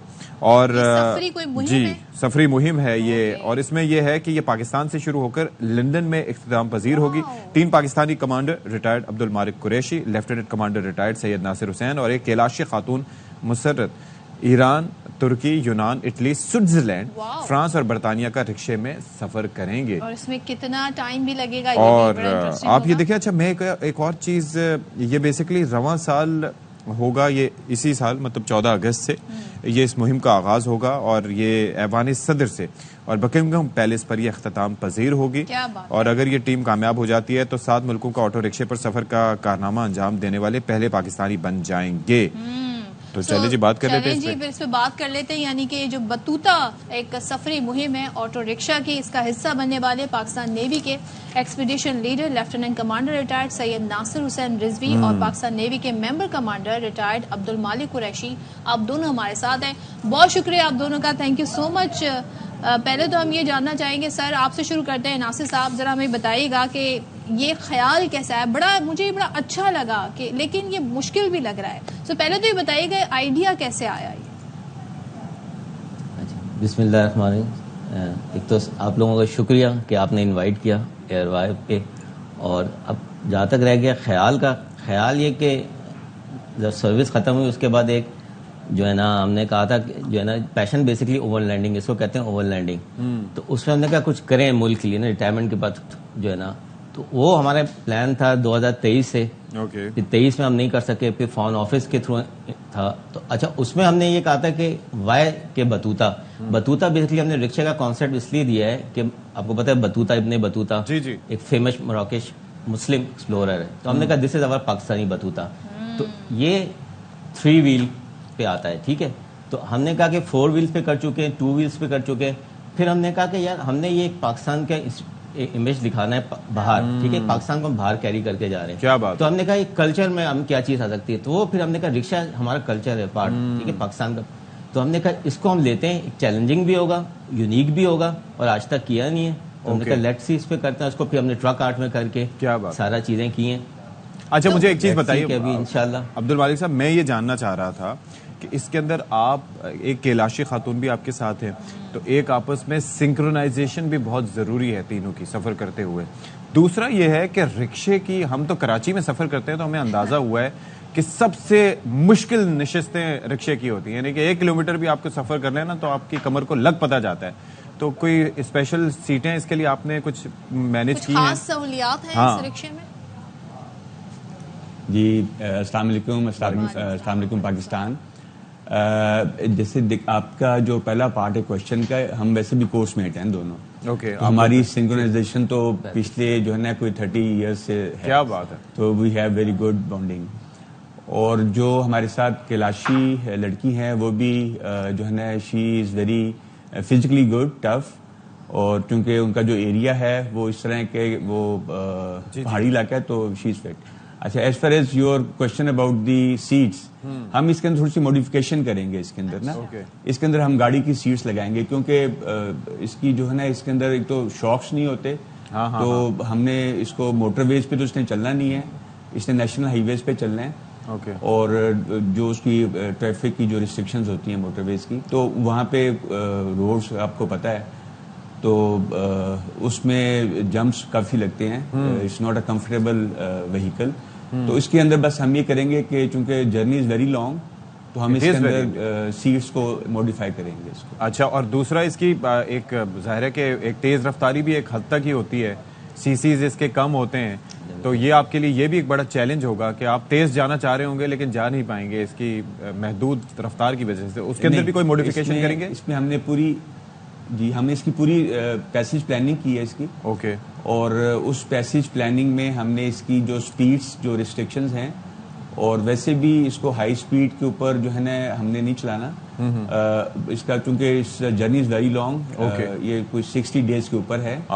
تو اس میں ہم نے اس کو according to our passage planning ہم نے اس کو 50 اور 60 میکسیمم 60 کلومیٹر پر آور, اور otherwise it would be 50 kilometre around per آور.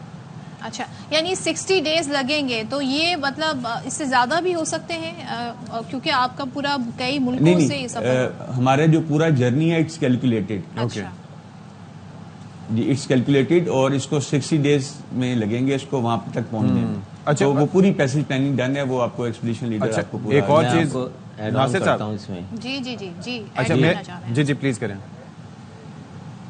میں سے یہ ایڈ آن کرتا ہوں کہ جو ہم نے جو پیسج بنایا نا, دیکھیں جب جرنی ہوتی ہے نا تو آپ نے جیسے ہم نے 50 یعنی اسپیڈ لمیٹیشن ہے, ٹھیک ہے, لیکن ہم نے بیسکلی ایران ہے, ٹرکی ہے, ٹھیک ہے, آگے گریس ہے, ٹھیک ہے, بیسکلی ایران اور ٹرکی یہ آپ کے لمبے روٹس ہیں, ٹھیک ہے. اس میں موٹر ویز ہمیں الاؤ نہیں ہوگا, تو ہم نے نیشنل ہائی ویز رکھا ہے, ٹھیک ہے. تو اس میں یہ جو ہے کہ 200 کلومیٹرز کے حساب سے ہم نے میکسیمم رکھا ہے ان ڈے.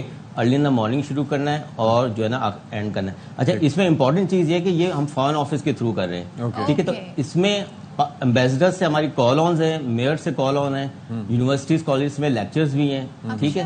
تو اس میں جہاں کیپٹلز ہیں نا, تو ہم نے 2-3 دن ایکسٹرا رکھے ہیں تاکہ انٹریکشن کرنا, اپنا کلچر دکھانا ان کو, یہ بڑا ضروری. ہم نے سیف ہینڈ رکھا ہے. اچھا, ایک اور چیز مجھے ٹوٹل جو بن رہا ہے 10,000 کلومیٹرز کا بن رہا ہے, جو کہ مینیجبل ہے, ہیومنلی پاسبل. اچھا, ایک چیز یہ ہے کہ صرف آپ 3 لوگ ہی اس پہ سفر کریں گے اس رکشے میں, یا ساتھ اور بھی کوئی گاڑی یا کوئی ایسے اور تینوں باری باری چلائیں گے؟ پھر دوسری چیز یہ ہے کہ موسم کی شدت کا سامنا, گاڑی بند ہوتی ہے, اس کے اندر ایک ڈفرینٹ انوائرمنٹ ہوتا ہے, آپ کلائمیٹ کو کنٹرول کر سکتے ہیں اندر کے. اس میں کیسے مینجمنٹ ہوگی اس کی؟ کہیں سردی ہوگی, کہیں گرمی ہوگی, how do you do that? جو ڈرائیونگ ہے وہ ہم دونوں کریں گے, okay, but we will make our third partner operational. وہ بھی ڈرائیونگ اگر ضرورت پڑی تو she will also do it, otherwise جو ہے ڈرائیونگ ہم دونوں نے کرنی ہے. اوکے, ایکچولی میں سے چیز یہ ایڈ کر رہا ہوں کہ از اے ٹیم ورک, ٹھیک ہے, ٹیم ورک امپورٹنٹ ہے. تو اسی لیے کہ تینوں کی فریکوینسی یعنی کوئی ایشو ہو جاتا ہے. اور بات یہ کہ ہمیشہ میں یہ کہتا ہوں کہ it's not a destination, is the journey. Journey important ہے, اور جرنی میں چیزیں آتی ہیں, جبھی جو ہے نا وہ چیز, اور پھر وہ آبسٹیکلس نا اس جرنی کو بیوٹیفل بناتے ہیں, خوبصورت بناتے ہیں, وہ یادگار بناتے ہیں. اچھا, میں ذرا یادگار بناتے ہیں. میں وہ جاننا چاہ رہا تھا کہ کیسے موسم کی شدت کو کیسے ہینڈل کریں گے اس رکشے میں؟ اچھا, اس میں یہ ہے کہ لیٹس سی جو بھی ہمارے ذہن میں کانسیپٹ ہوتا ہے کہ ہم جا رہے ہیں کسی, اس کو اوور لینڈنگ کہتے ہیں, دوسرے کنٹری میں جا رہے ہیں, تو پہلی بات ہے کہ ہم کوئی مون پہ نہیں جا رہے, ایک کمیونٹی اس میں جا رہے ہیں, ایک سوسائٹی میں جا رہے ہیں, ایک نیا کنٹری ہے, وہاں ہر چیز اویلیبل ہوتی ہے, ورک شاپس ہیں, میکینکس ہے. پھر خود بھی ہم نے نا او جی ٹی وغیرہ جو جس کو کہتے ہیں آن جاب ٹریننگ, وہ 2-3 دن کی ہے, تو we can easily manage spares لے کے جا رہے ہیں. انشاءاللہ اللہ بہتر کرے گا جب آپ لوگ کی دعاؤں کے ساتھ. Temperatures are not harsh. جو ہم نے اس کا جو ٹائم پیریڈ ہم نے جو سلیکٹ کیا ہے, اس میں ٹیمپریچرز ہارڈ نہیں ہے, ٹھیک ہے, تو it's a comfortable. We wish you the best. یہ تو بڑا تو ذرا تھوڑا سا بہتر بھی موسم ہو جاتا ہے, لیکن کئی بارشیں بھی ہو سکتی ہیں, بہت سارے حالات ہو سکتے ہیں, لیکن ہم آپ کو بھائی لیکن دل بھی آن کال. اور ظاہر ہے کہ یہ ایک ماشاءاللہ پاکستان کا نام روشن کرنے کے لیے. تو آپ کی فیملیز وغیرہ اس معاملے پہ ان کا رسپانس کیا ہے؟ They must be very excited about that, اور تھوڑے سے کنسرن بھی ہوں گے ویسے جس طرح سے ہم تھوڑے سے ہیں.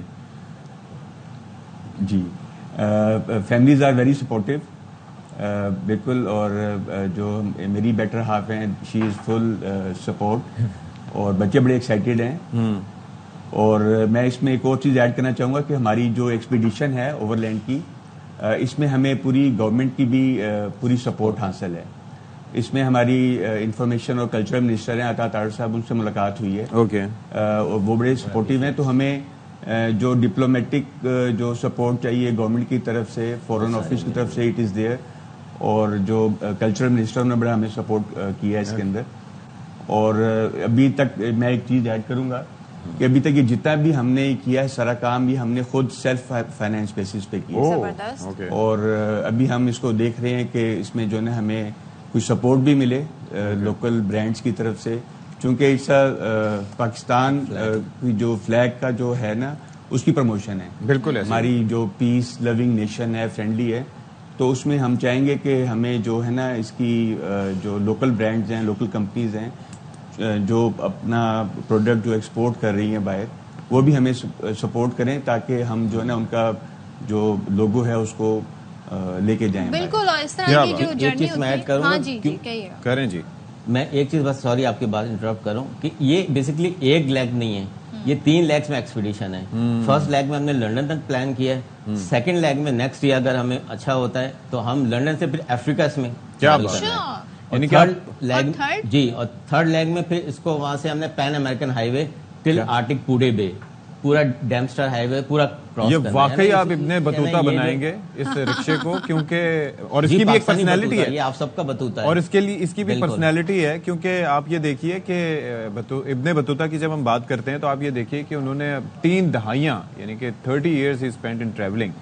سو یہ مطلب اٹس کوائٹ ریلیٹیبل. تو آئی ایم شیور کہ آپ لوگ یہ سفر کامیابی سے کریں گے اور انشاءاللہ ایک لیگ کے بعد دوسری لیگ اور پھر تیسری بھی کریں گے. جی بیکاز آپ لوگ اتنی زبردست اور جرنی پر جا رہے ہیں، پاکستان کا فلیگ اور پاکستان کا کلچر پروموٹ ہوگا تو کیا بات ہے، زبردست.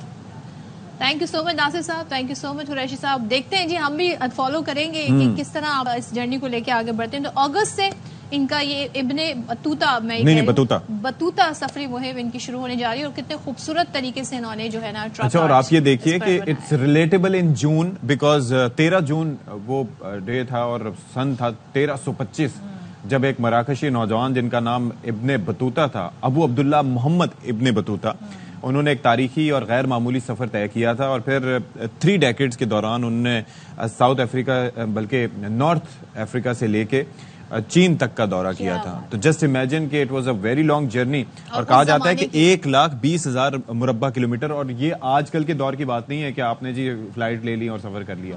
اس وقت بڑا مشکل سفر ہوا کرتا تھا، اور اس وقت یہ سفر انہوں نے کیا تھا، اور انہیں دنیا کا عظیم مسلم ایکسپلورر کہا جاتا ہے. چلیں جی اب ذرا بات کرتے ہیں. اور جب اشفاق بتا رہے تھے، جب ہم محترمہ کی آج بات کر رہے تھے کہ آج ان کی سالگرہ کا دن ہے، تو آپ کو یہ بھی بتا دیں کہ آج ایک اور اہم دن ہے. وہ کیا؟ وہ یہ ہے کہ T20 ورلڈ کپ پاکستان نے 2009 میں جیتا تھا 21 جون کو against Sri Lanka in England. اور پاکستان میں کہتے ہیں اس سے پہلے 2007 میں ہارا بھی تھا جی، اور اس وقت کامران اکمل ٹیم کا حصہ تھے. شاہد آفریدی نے جو کہتے ہیں 50 بنائے تھے، 54 عبدالرزاق، شعیب ملک، ان لوگوں نے بڑی زبردست جیت میں کردار ادا کیا تھا. لیکن ہے کیا کہ اس دفعہ جو ورلڈ کپ ہو رہا ہے T20 کا، اس میں ہم سپر 8 میں بھی نہیں پہنچ سکے. کبھی ہماری وہ گلوری ہوا کرتی تھی، اور آج یہ وقت. اچھا، ویسے مجھے ایک بات بتائیں، دیکھیں کتنی انٹرسٹنگ چیز ہے. اگر ہم یہ جیتتے رہتے تواتر سے تو ہم 1992 کیوں یاد کرتے اور ہم 2009 کیوں یاد کرتے؟ نہیں کرتے نا، کیونکہ اگر ہم تواتر سے جیت رہے ہوتے تو ہمارے لیے تو پھر یہ ہوتا نا کہ ارے ابھی تو ہم نے 2019 میں جیتا تھا. ہمیں تو بھائی جتنی آپ نے جو جیت جہاں پہ کی ہے اس کو آپ ضرور یاد رکھیں، لیکن یہ کہ اس سفر کو کنٹینیوٹی میں رکھیں. آپ دنیا کی بیسٹ ٹیموں میں شمار ہوتے ہیں، تو آپ نے اپنا امیج برقرار رکھنا چاہیے تھا. لیکن افسوس کیسا نہ. دیکھیں دنیا کی جو مضبوط ٹیمیں ہوتی ہیں ان کے اندر کچھ چیزیں ہوتی ہیں کہ ایک تو ڈسپلن، ورک ایتھکس، کنسسٹنسی اور ڈٹرمنیشن، یہ فیکٹرز ہوتے ہیں. ابھی جو یہ چیزیں سامنے آئی ہیں، آپ سوچیں کہ انہوں نے ان ٹیموں کو اتنا ہلکا لیا تھا کہ 28 ان کے فیملی ممبرز ساتھ تھے. مطلب مثال کے طور پر ہمارے کیپٹن تھے بابر اعظم، ان کے بھائی، ان کے والد، ان کی والدہ، وہ ٹریول کر رہے تھے. چلو دس از دا رائٹ تھنگ. ہر جو کھلاڑی تھے ان کی اہلیہ، بچے، بیگمات سارے. پھر اس کے بعد جو ٹریننگ سے ہٹ کے جو ان کے سیشنز ہوتے تھے کہ کبھی کسی ایونٹ میں جا رہے ہیں، کبھی کسی جگہ کھانے پہ انوائٹڈ ہیں، یعنی کہ وہ فوکس جو گیم پہ ہونا چاہیے تھا. آپ سوچیں کہ ہماری بنیاد ہی غلط پڑی اگینسٹ جو میچ تھا ہمارے یونائٹڈ اسٹیٹس کے، کہ انہوں نے اتنا ہلکا لیا اس ٹیم کو، اور وہاں سے that was the beginning of the end for us. لیکن یہ تو خیر وہ ایک الگ چیز ہے. جب آپ ہارتے ہیں نا تو پھر سب یہ چیزیں پوائنٹ آؤٹ کرنا شروع کر دینا. اگر آپ جیت رہے ہوتے تو آج کوئی مینشن نہیں کرتا کہ آپ اپنے کتنی فیملی ممبرس کو لے کر گئے، کس ایونٹ میں گئے، کہاں پہ کیا گیا. تو ظاہر ہے یہ باتیں پھر لوگ نظر انداز کر دیتے ہیں، لیکن آپ کی جو یہ پرفارمنس ہے یہ ہمیں پچھلے 2-3 سیریز سے بلکہ اس سے پہلے سے بھی دکھ رہی تھی. آپ کو یاد ہوگا جو ایشین ٹرافی ہوئی تھی اس میں بھی پاکستان کی کوئی اچھی پرفارمنس نہیں تھی، تو یہ ریڈ فلیگز ہمیں دکھ رہے تھے مگر ہم نے اس پر کام. چلیں جی اب آ جاتے ہیں سپر 8 مرحلے کی بات کرتے ہیں. اپنا ہم نے بہت ٹیم کا رونا رو لیا. بھارت نے پہلے ہی میچ میں کامیابی سمیٹ لی اور افغانستان کو ہرا دیا جی 47 رن سے، اور پہلے بیٹنگ کرتے ہوئے 181 رن اسکور کی اور بڑی ٹف وکٹ تھی اس پہ سوریہ کمار یادو یعنی کہ اسکائی نے 28 گیندوں پر کیا شاندار بیٹنگ کی اور انہوں نے رنز اسکور کیے تھے آئی تھنک 53. اور اس کے بعد آپ یہ دیکھیے کہ اس میچ میں 32 رنز بنائے جی ہاردک پانڈیا نے بھی اچھا کوٹا اور انہوں نے بھی اچھا دھویا. اور اس کے علاوہ آپ یہ دیکھیں کہ اس میں ان کے اوپنرز ناکام رہے تھے. وراٹ کوہلی نہیں چلے، روہت شرما نہیں چلے، اور اس کے علاوہ رشبھ پنٹ نہیں چلے، لیکن باقی جو ان کا مڈل آرڈر تھا انہوں نے دے پرفارمڈ ویل اور سکور کو پہنچایا 181 تک. اور اس کے بعد آپ یہ دیکھیے کہ کیا زبردست جو ہے پھر ان کے بعد بالنگ کی انہوں نے. جسپریت بمراہ، میں کہتا ہوں کہ کوئی بندہ اتنا کنسسٹنٹ کیسے ہو سکتا ہے. 4 اوور کرائے اور اس کے اندر 7 رن دیے اور 3 وکٹیں لی. کیا بات ہے. اس سے پہلے مطلب آپ یہ دیکھیں کہ میں حیران ہوتا ہوں کہ اتنی کنسسٹنسی ان کی بالنگ میں. بھارت آئی گیس اور ایک اور کوئی ٹیم ہے جو کہ مسلسل اپنے تمام میچز جیت رہے ہیں، اور ساؤتھ افریقہ کی ہم بات کر رہے ہیں. ساؤتھ افریقہ بھی اپنے میچز جیت رہے ہیں. باقی آپ دیکھیں اچھا جی اب دوسرا میچ سے ہی میچ ان کا رہا. صدف دوسرے میچ کا بھی تذکرہ کر لیتے ہیں. آسٹریلیا والا میچ. ہاں جی بتائیے کیا. اچھا جی اس میں جو ڈکورتھ لوئس سسٹم ہے اس کے تحت بنگلہ دیش کو 28 رن سے شکست دے دی ہے. بڑا آبویس سا تھا لیکن بنگلہ دیش نے پھر بھی جو 20 اوورز میں اس میں 8 وکٹوں کے نقصان پر 140 رنز بنائے تھے اگینسٹ آسٹریلیا. اور پھر لیکن وہ اتنا بڑا اسکور نہیں ہوا اگینسٹ دا مائٹی آسٹریلینز. اور آسٹریلینز کی ٹیکنیک اور باقی چیزوں پہ ہٹ کے آپ دیکھیں ان کی مینٹل کیپیسٹی کتنی زبردست ہے. اور پیٹ کمنز آپ یہ دیکھیں کہ ان کی ہیٹرک بھی ہوئی بھائی T20 ورلڈ کپ میں، اور انہوں نے 3 بالوں پہ 3 وکٹیں حاصل کی، تو یہ بھی ایک ریکارڈ ان کے پاس آ گیا ہے نیا. اب بڑا کام ہوتا ہے، پہلے بڑا ہوا کرتا تھا جب وسیم اکرم وقار یونس کھیلا کرتے تھے ہیٹ ٹرک یا وہ ماحول بنتا تھا کہ بھائی اب ہیٹ ٹرک پریشر ڈالتے تھے نا. تو یہاں پر اب یہ ہے کہ آسٹریلیا نے یہ 2 وکٹ پر 100 رنز بنائے اور ڈکورتھ لوئس سسٹم کے تحت کیونکہ بارش ہو گئی تھی تو پھر وہ آگے تھے تو اس لیے وہ میچ جیتنے میں کامیاب رہے. اچھا ویسے میں ایک چیز یہ کہتا ہوں کہ ہمارے ہاں جو ہے نا جو کھلاڑیوں کی mental toughness is an issue. جب ان کو نیڈ ہوتی ہے کنسسٹنٹ رہنے کی اور اپنے کریز پہ سٹینڈ کرنے کی، اس وقت وہ پریشر اتنا لے لیتے ہیں ٹائم کہ وہ پرفارم نہیں کر پاتے. تو اس پہلو پر بھی ہماری توجہ تھوڑی ہونی چاہیے. ایک چیز میں جاننا چاہ رہی ہوں، ویسے آپ میچز کمپلیٹلی فالو کر رہے ہیں؟ جی دیکھ رہے ہیں پاکستان کے نکلنے مثال کے طور پر ابھی انڈیا کا جو میچ تھا اگینسٹ افغانستان وہ میں نے دیکھا. انڈیا کے میچ ہاں جی میں دیکھ لیتا ہوں. اب جیسے کل کے میچ میں جس طرح سے فل سالٹ بیٹنگ کر رہے تھے تو آئی واز کوائٹ انٹرسٹنگ کیونکہ دا گیم از گڈ. اور میں یہ کہتا ہوں کہ یہاں پر یہ بات کرتے ہیں جی ہم سے شاٹ نہیں لگ رہے، دنیا نمبر 1 ہمارا آل راؤنڈر ہے اس سے شاٹ نہیں لگتے. تو میں وہاں پر جا کے دیکھ رہا ہوتا ہوں کہ یار یہ بھی تو مار رہے ہیں ایسے اٹھا کے اتنے چھکے اتنے چوکے. وہ Surya Kumar Yadav was playing yesterday اور 170 کے اسٹرائک ریٹ سے، اور شروع میں تو 200 کے اسٹرائک ریٹ سے وہ بندہ کھیل رہا تھا. تو آپ اندازہ کریں، اور ہمارے نمبر 1 آل راؤنڈر اور ہمارے نمبر 1 بیٹسمین اور ہمارے نمبر 1 اوپنرز جو ہیں ان سے 120 کے اسٹرائک ریٹ سے شاٹ نہیں لگتے. جب آپ اپنی ٹیم لے کے گئے تو آپ کا مڈل آرڈر کہاں تھا؟ یہ سوال سب پوچھ رہے ہیں کہ مڈل آرڈر نام کی کوئی ہمیں وہاں پر ایسی نہیں پلیئرز نظر آئے کہ بھائی یہ مڈل آرڈر میں کھیلیں گے. اوپنرز آپ لے کے گئے، ٹیم سلیکشن پہ بہت سارے سوال ہیں، لیکن ابھی جو سب سے بڑا سوال یہ ہے کہ اس ٹورنامنٹ سے اس بری طرح سے نکلنے کے بعد اب ہوگا کیا؟ اکاؤنٹیبلٹی ہوگی کہ نہیں ہوگی؟ کون اب سی ٹیم بنے گی؟ کون نکلے گا؟ کون ان ہوگا؟ اس پر کوئی سب نے چپ سا دی ہوئی ہے، کوئی اس پر بولنے کو تیار نہیں ہے، سب اپنے اپنے گیس کر رہے ہیں. اس وقت جو ہے وہ جو سوال سوشل میڈیا پہ جو ڈسکس ہو رہا ہے وہ ہے کہ کیا ثانیہ مرزا اور محمد شامی کی شادی ہو رہی ہے؟ Excuse me, didn't it start as a rumour? جی یہ رومر ہی تھی نا. اسٹارٹڈ وہ شعیب ملک کی ان سے علیحدگی کے بعد پھر یہ ہوا تھا کہ پہلے یہ رومر آیا تھا، پھر اس کے بعد اس معاملے میں خاموشی اختیار کر لی گئی. اور اب یہ ہے کہ یہ افواہیں میڈیا کی زینت کچھ زیادہ اس حوالے سے گردش میں ہیں، کچھ زیادہ ڈیبیٹ ہو رہی ہیں. اور بھارتی میڈیا کا تو یہ دعویٰ ہے کہ دونوں اسٹار کھلاڑی 20 اگست کو شادی کر لیں گے. اچھا اب یہ بتایا جاتا ہے کہ محمد شامی اور ان کی اہلیہ حسین جہاں کے تعلقات بھی کشیدہ ہیں. آپ کو صحیح نام پتا ہوگا، حسین جہاں یہ نام ہے؟ یہی ہو سکتا ہے. ٹھیک ہے، تو پھر یہ ہے کہ ابھی تک ان خبروں کی تصدیق یا پھر تردید آئی تھنک یہ ابھی رومرز ہی ہیں، تو انہیں رومرز ہی کی طرح ہمیں ٹریٹ کرنا چاہیے جب تک کہ بھائی دونوں جانب سے اس پر کوئی بات سامنے نہیں آ جاتی ہے.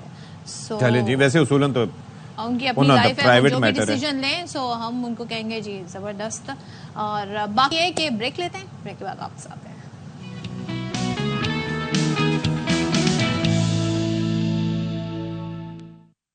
کہا جاتا ہے ہاں جی کہ تندرستی ہزار نعمت ہے، اور تندرست رہنے کے ہم بہت سے طریقے آپ کو بتاتے ہیں. ہم آپ کو کہتے ہیں کہ آپ کی کارڈیک ایکٹیویٹی اچھی ہونی چاہیے، آپ کو اپنی کارڈیو ویسکولر ہیلتھ کو بہتر بنانا چاہیے، آپ کو سٹریس سے دور رہنا چاہیے، آپ کو تن سازی یعنی کہ باڈی بلڈنگ کرنی چاہیے، آپ کو اس کے علاوہ بھاگنا دوڑنا چاہیے، فٹ رہنا چاہیے، ایسی ایکسرسائز کرنی چاہیے جس سے آپ کا ہارٹ ریٹ ایلیویٹ رہے، کھانا اچھا کھانا چاہیے، مناسب کھانا چاہیے، اور پلس آپ کی مینٹل ہیلتھ بھی اچھی رہے. سو بہت قدیم زمانے سے ہم نے دیکھا ہے کہ میڈیٹیشن کا بڑا فوکس تھا اس زمانے میں، اس پہ بڑا فوکس کیا جاتا تھا، نیچر سے کنیکٹ کیسے ہوا جائے.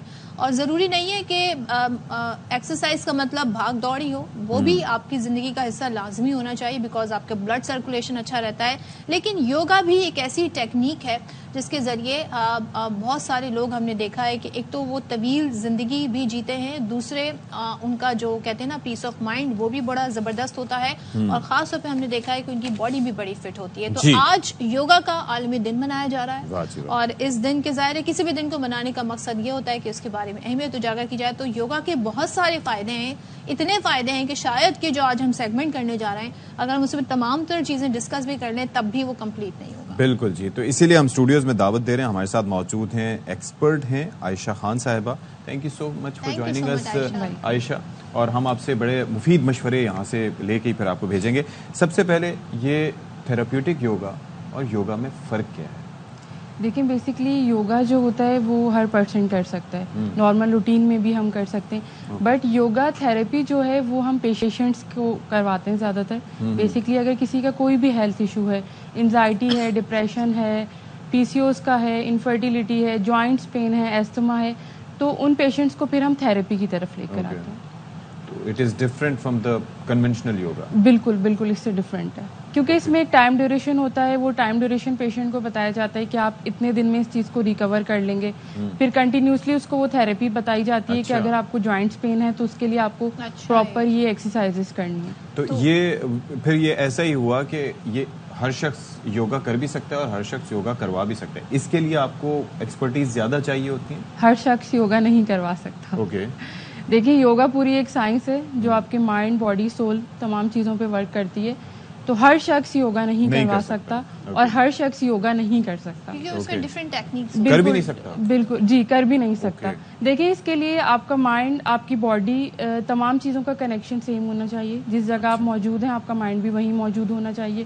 ایسا نہ ہو کہ آپ خود میٹ پہ موجود ہیں اور آپ کا مائنڈ کسی کام میں ڈائیورٹ ہے. بالکل بالکل تمام چیزیں بیلنس ہونی چاہیے. آپ نے کہا کہ yoga therapy some thing different جو پیشنٹ کو کروائی جاتی ہے. تو کچھ لوگ ہوتے ہیں جو زیادہ تر ریلائی کرتے ہیں میڈیسن پہ، ایکسرسائز پہ، فزیو تھراپی پہ. یہ اس سے کس طرح مختلف ہے، کس طرح ہیلپ آؤٹ کرتی ہے؟ یہ سب کے ساتھ یہ بھی کروائی جاتی ہے؟ نہیں دیکھیں، جب ہم پیشنٹس کو تھراپی اسٹارٹ کرواتے ہیں تو میڈیسن اسٹاپ کر دیتے ہیں. اچھا. میڈیسن کے سائیڈ افیکٹس ہیں اور یوگا تھراپی کے سائیڈ افیکٹس نہیں ہیں.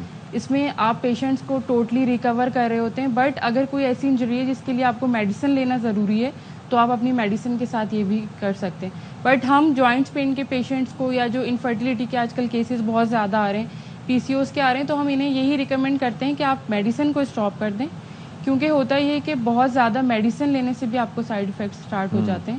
کوئی بھی میڈیسن وداؤٹ جوائنٹ کے حوالے سے کہا، پی سی اوز کے حوالے سے کہا، تو اگر اس کی آپ ہمیں کچھ بتائیں کس طریقے سے یوگا ٹیکنیک؟ دیکھیں بالکل جوائنٹس پین کے لیے آپ کو یہ کہ اگر آپ کو نی جوائنٹ پین ہے تو وہ تو پھر آپ ایکسرسائز بیٹھ کے کر سکتے ہیں. اچھا جی. تو اگر آپ ہمیں میٹ پہ تھوڑا سا آپ ہمیں اگر ڈیمو اس کا کر کے دکھا دیں. آپ سٹنگ پوسچر میں اپنے بیٹھ کر جو ہے جوائنٹ کو آپ چیئر پہ بیٹھ جائیں اور آپ نے اس جوائنٹ کو روٹیٹ کرنا ہے. اوکے. 10 ٹائمز آپ روٹیٹ کریں رائٹ سائڈ اور 10 ٹائمز آپ لیفٹ سائڈ. جی. کلاک وائز اور اینٹی کلاک وائز. اس سے دیکھیں ہوگا یہ کہ اگر آپ اس کو کھڑے ہو کے کریں گے تو آپ کا پریشر مزید آپ کے جوائنٹس پہ جائے گا، نیل پہ جائے گا. تو یہ آپ نے بیٹھ کے کرنی ہے. ادروائز ہینڈس کا ہے وہ آپ کھڑے ہو کے، ہم ہینڈس کا اگر پرابلم ہے، فروزن شولڈر ہے یا اسٹف ہے، تو ہم اس کو روٹیٹنگ اینگل میں 10 टाइम्स क्लॉकवाइज और 10 टाइम एंटी क्लॉकवाइज.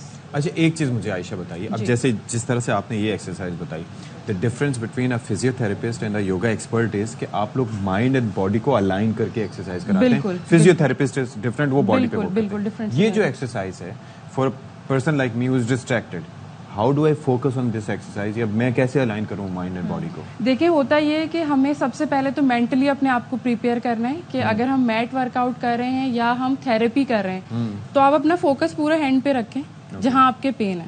आपने वहां फोकस रख के इसको मूव करना है.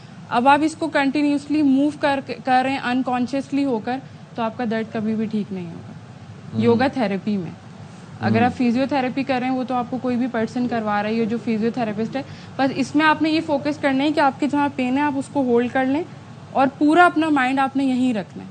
इसको आपने डाइवर्ट तो उसके लिए भी कोई एक्सरसाइजेज होती हैं कि आप अपने दिमाग को वो करें? वरना तो देखें हमारे साथ ये होता है कि हम focus is the main issue. Main चीज अगर सिर्फ कहने से फोकस हो जाए तो ये तो कर लें. हम नमाज पढ़ रहे होते हैं. आई थिंक योगा में तो ये तो बेसिक. देखिए, जब आप योगा थेरेपिस्ट के पास जाएंगे तो ये तो वही चीजें आपको गाइड करेंगे ना कि किस तरीके से आपको फोकस करना है.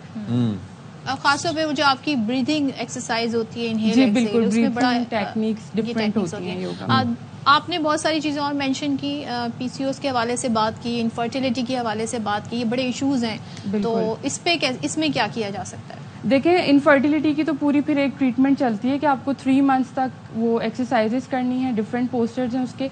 बट एक एक्सरसाइज मैं और बता देती हूँ जो ओवरऑल हेल्थ इश्यूज के लिए बेस्ट है कि आपने नॉर्मल खड़े हो जाना है. वही मैं दोबारा बात करूंगी कि आपका पूरा फोकस आपकी बॉडी पे होना चाहिए कि क्या पोस्चर आप परफॉर्म कर रहे हैं. ठीक है, आपने डाउन जाना है, बिल्कुल स्लो.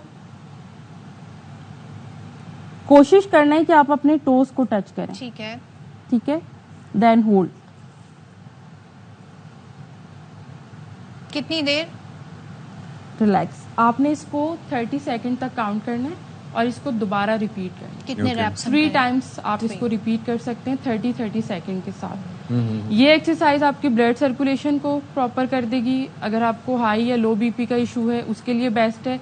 बहुत जबरदस्त है ये एक्सरसाइज समर के लिए. जिन लोगों को एंजाइटी, डिप्रेशन या बहुत ज्यादा चीजें फील हो रही होती हैं, हम हर चीज को बहुत ज्यादा फील करते हैं, इससे ही होता है कि आपकी ब्लड सर्कुलेशन पूरी बॉडी में प्रॉपर हो जाती है. जब हम फॉरवर्ड बैंड होते हैं तो हमारे हेड को भी प्रॉपर ब्लड मिलता है. ओके, वो इसीलिए नमाज में भी कहते हैं सजदे में जब आप जाते हैं तो आपका एक होता है, यानी कि वो भी अगर एक प्रॉपर मेडिटेशन ही है. अगर बिल्कुल पूरी मेडिटेशन है. अच्छा, एक चीज मैं जानना चाहती हूँ, हम लोग बड़े अपने फेस पे बड़ी क्रीम्स, बड़े फेशियल्स, बड़ी चीजें अप्लाई करते हैं, बड़े महंगे. अब तो बजट की बात तो मजीद टैक्स लग गया है, तो बहुत महंगा हमारे लिए पड़ जाता है. क्या योगा में भी कोई ऐसी टेक्निक है जो आपके हेयर, आपकी स्किन को अच्छा कर दे? बिल्कुल, मैंने जैसे अभी आपको बताया कि फॉरवर्ड बैंड पोस्चर जो है वो तमाम चीजों के लिए बेस्ट है.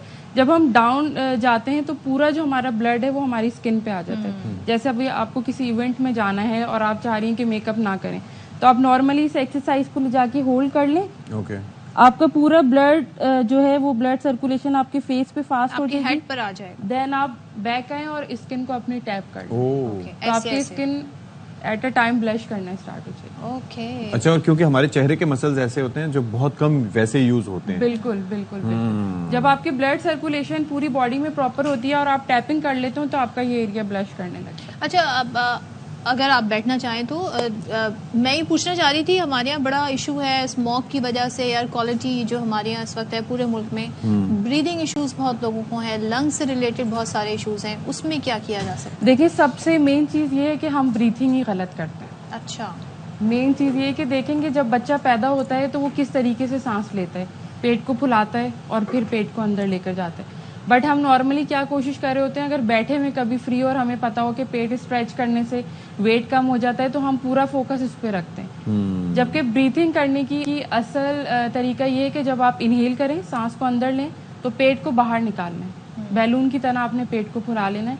और जब आपने एक्सेल करना है, ब्रीथ आउट करना है, तो आपने पेट को स्ट्रेच कर लेना है. इतना स्ट्रेच करें कि वो आपके ऑर्गन से टच हो.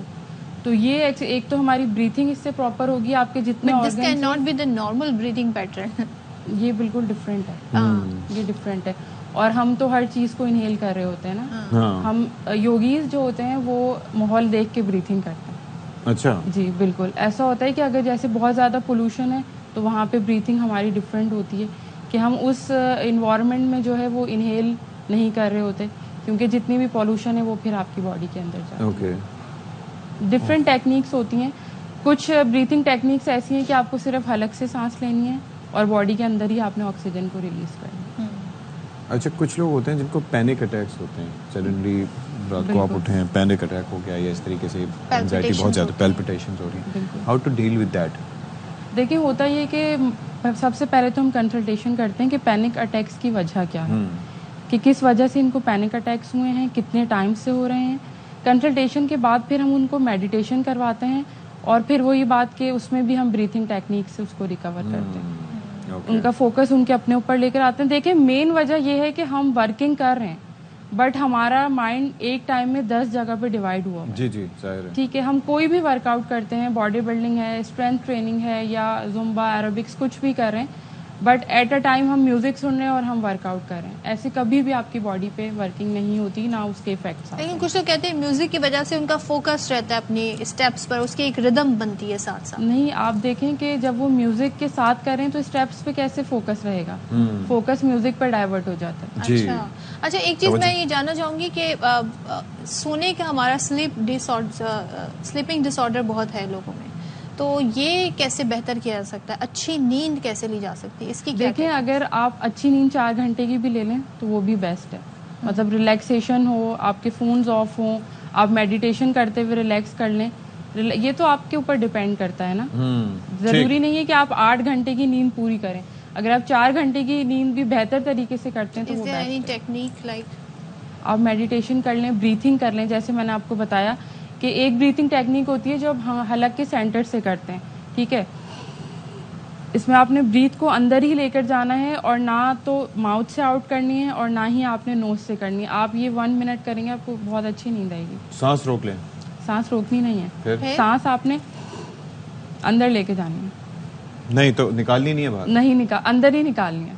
آکسیجن کو آپ اندر ہی ایکسیل کریں. نہیں, ابھی آپ نے نوز سے بریتھنگ کی ہے, نوز سے نہیں کرنی, حلق کے سینٹر سے. آپ کوشش کریں ماؤتھ کلوز کر دیں. تو یہ کتنی ٹائم کرنا ہوگا؟ یہاں سے جب آپ بریتھ کریں گی تو آپ کو باقاعدہ سانس فیل ہوگی. روکنی ہے اب, میں نے روکی روکنی نہیں, نکالنی ہے. اچھا روکنی نہیں, آپ نے اندر ہی آکسیجن کو ریلیز کرنا ہے. جو آپ کو یہ لگے نا کہ آپ کے آرگنز تھکے ہوئے ہیں, آپ کی آئیز تھکی ہیں, تو آپ نے بہت پریکٹس کی ضرورت ہے, ایٹ اے ٹائم نہیں ہوگی. تو کتنی بار کرنا ہوگا اس کو آپ 10 ٹائمس ریپیٹ کریں اسٹارٹنگ میں. چلیں جی, تھینک یو سو مچ جی عائشہ, آپ تشریف لائیں اور آئی ایم شیور کہ ہمارے ویئرز جو ہیں ان کو بھی اس سے فائدہ پہنچا ہوگا. ویل ٹیک اے بریک ہے, بریک کے بعد آتے ہیں جی.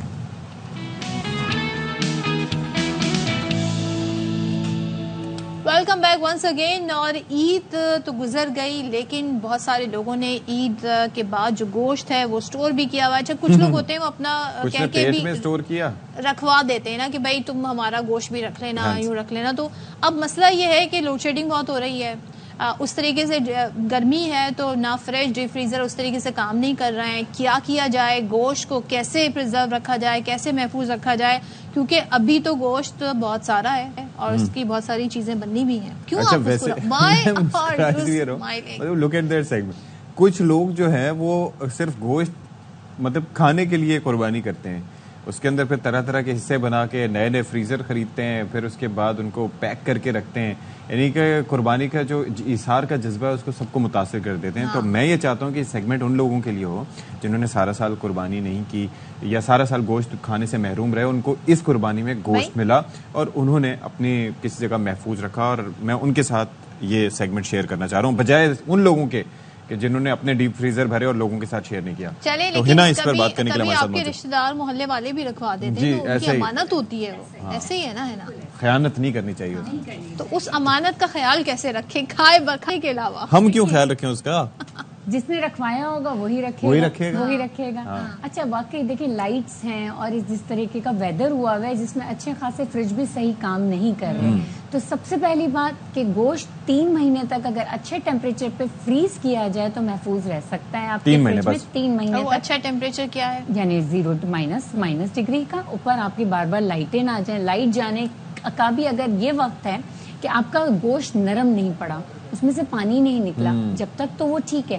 جہاں آپ کی لائٹ گئی اور وہ آپ کی اتنا لمبے ڈیوریشن کے لیے چلی گئی کہ وہ گوشت تھا ہو گیا, مطلب وہ پگھل گیا, اب اس کو آپ بار بار ری یوز نہ کریں. اچھا, وہ صحت کے لیے بہت نقصان میں ایک چیز یہ کہہ رہا تھا ہے نا کہ میری والدہ ایک چیز پہ بڑا فوکس رکھتی تھی کہ بھائی لائٹ چلی گئی فریج یا فریزر نہ کھولو. بالکل, اس کے اثر پڑتا ہے. دیکھیں بالکل پڑتا ہے. ایک چیز ہے کولنگ نکل جاتی ہے, اور چیزیں ہیں وہ جلدی خراب ہونے شروع ہو جائیں گی. تو ٹیمپریچر کا کنٹرول ہونا گوشت کو اسٹور کرنے کے لیے بہت ضروری ہے.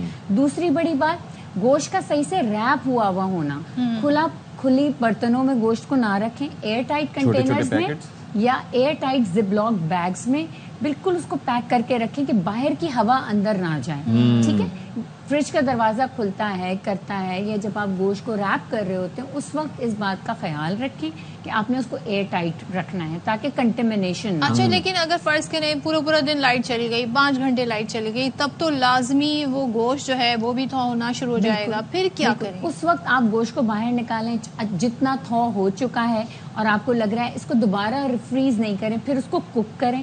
کوک کرنے کے بعد اس کو 3 سے 5 دن کے اندر استعمال کر لیں. ویسے تو دیکھیں بینگ اے ڈاکٹر میں یہ ایڈوائز نہیں کرتی کہ کوک ہوا ہوا کھانا 24 گھنٹے سے زیادہ استعمال نہیں کرنا. ہاں, تو یہ بیماری فریز کرتے ہیں ہم, جو کھانا پکا کے ہم فریز کر کے دوبارہ ری ہیٹ کر کے کھاتے ہیں نا, یہ ہم بیماری کھا رہے ہوتے ہیں ایکچولی تو.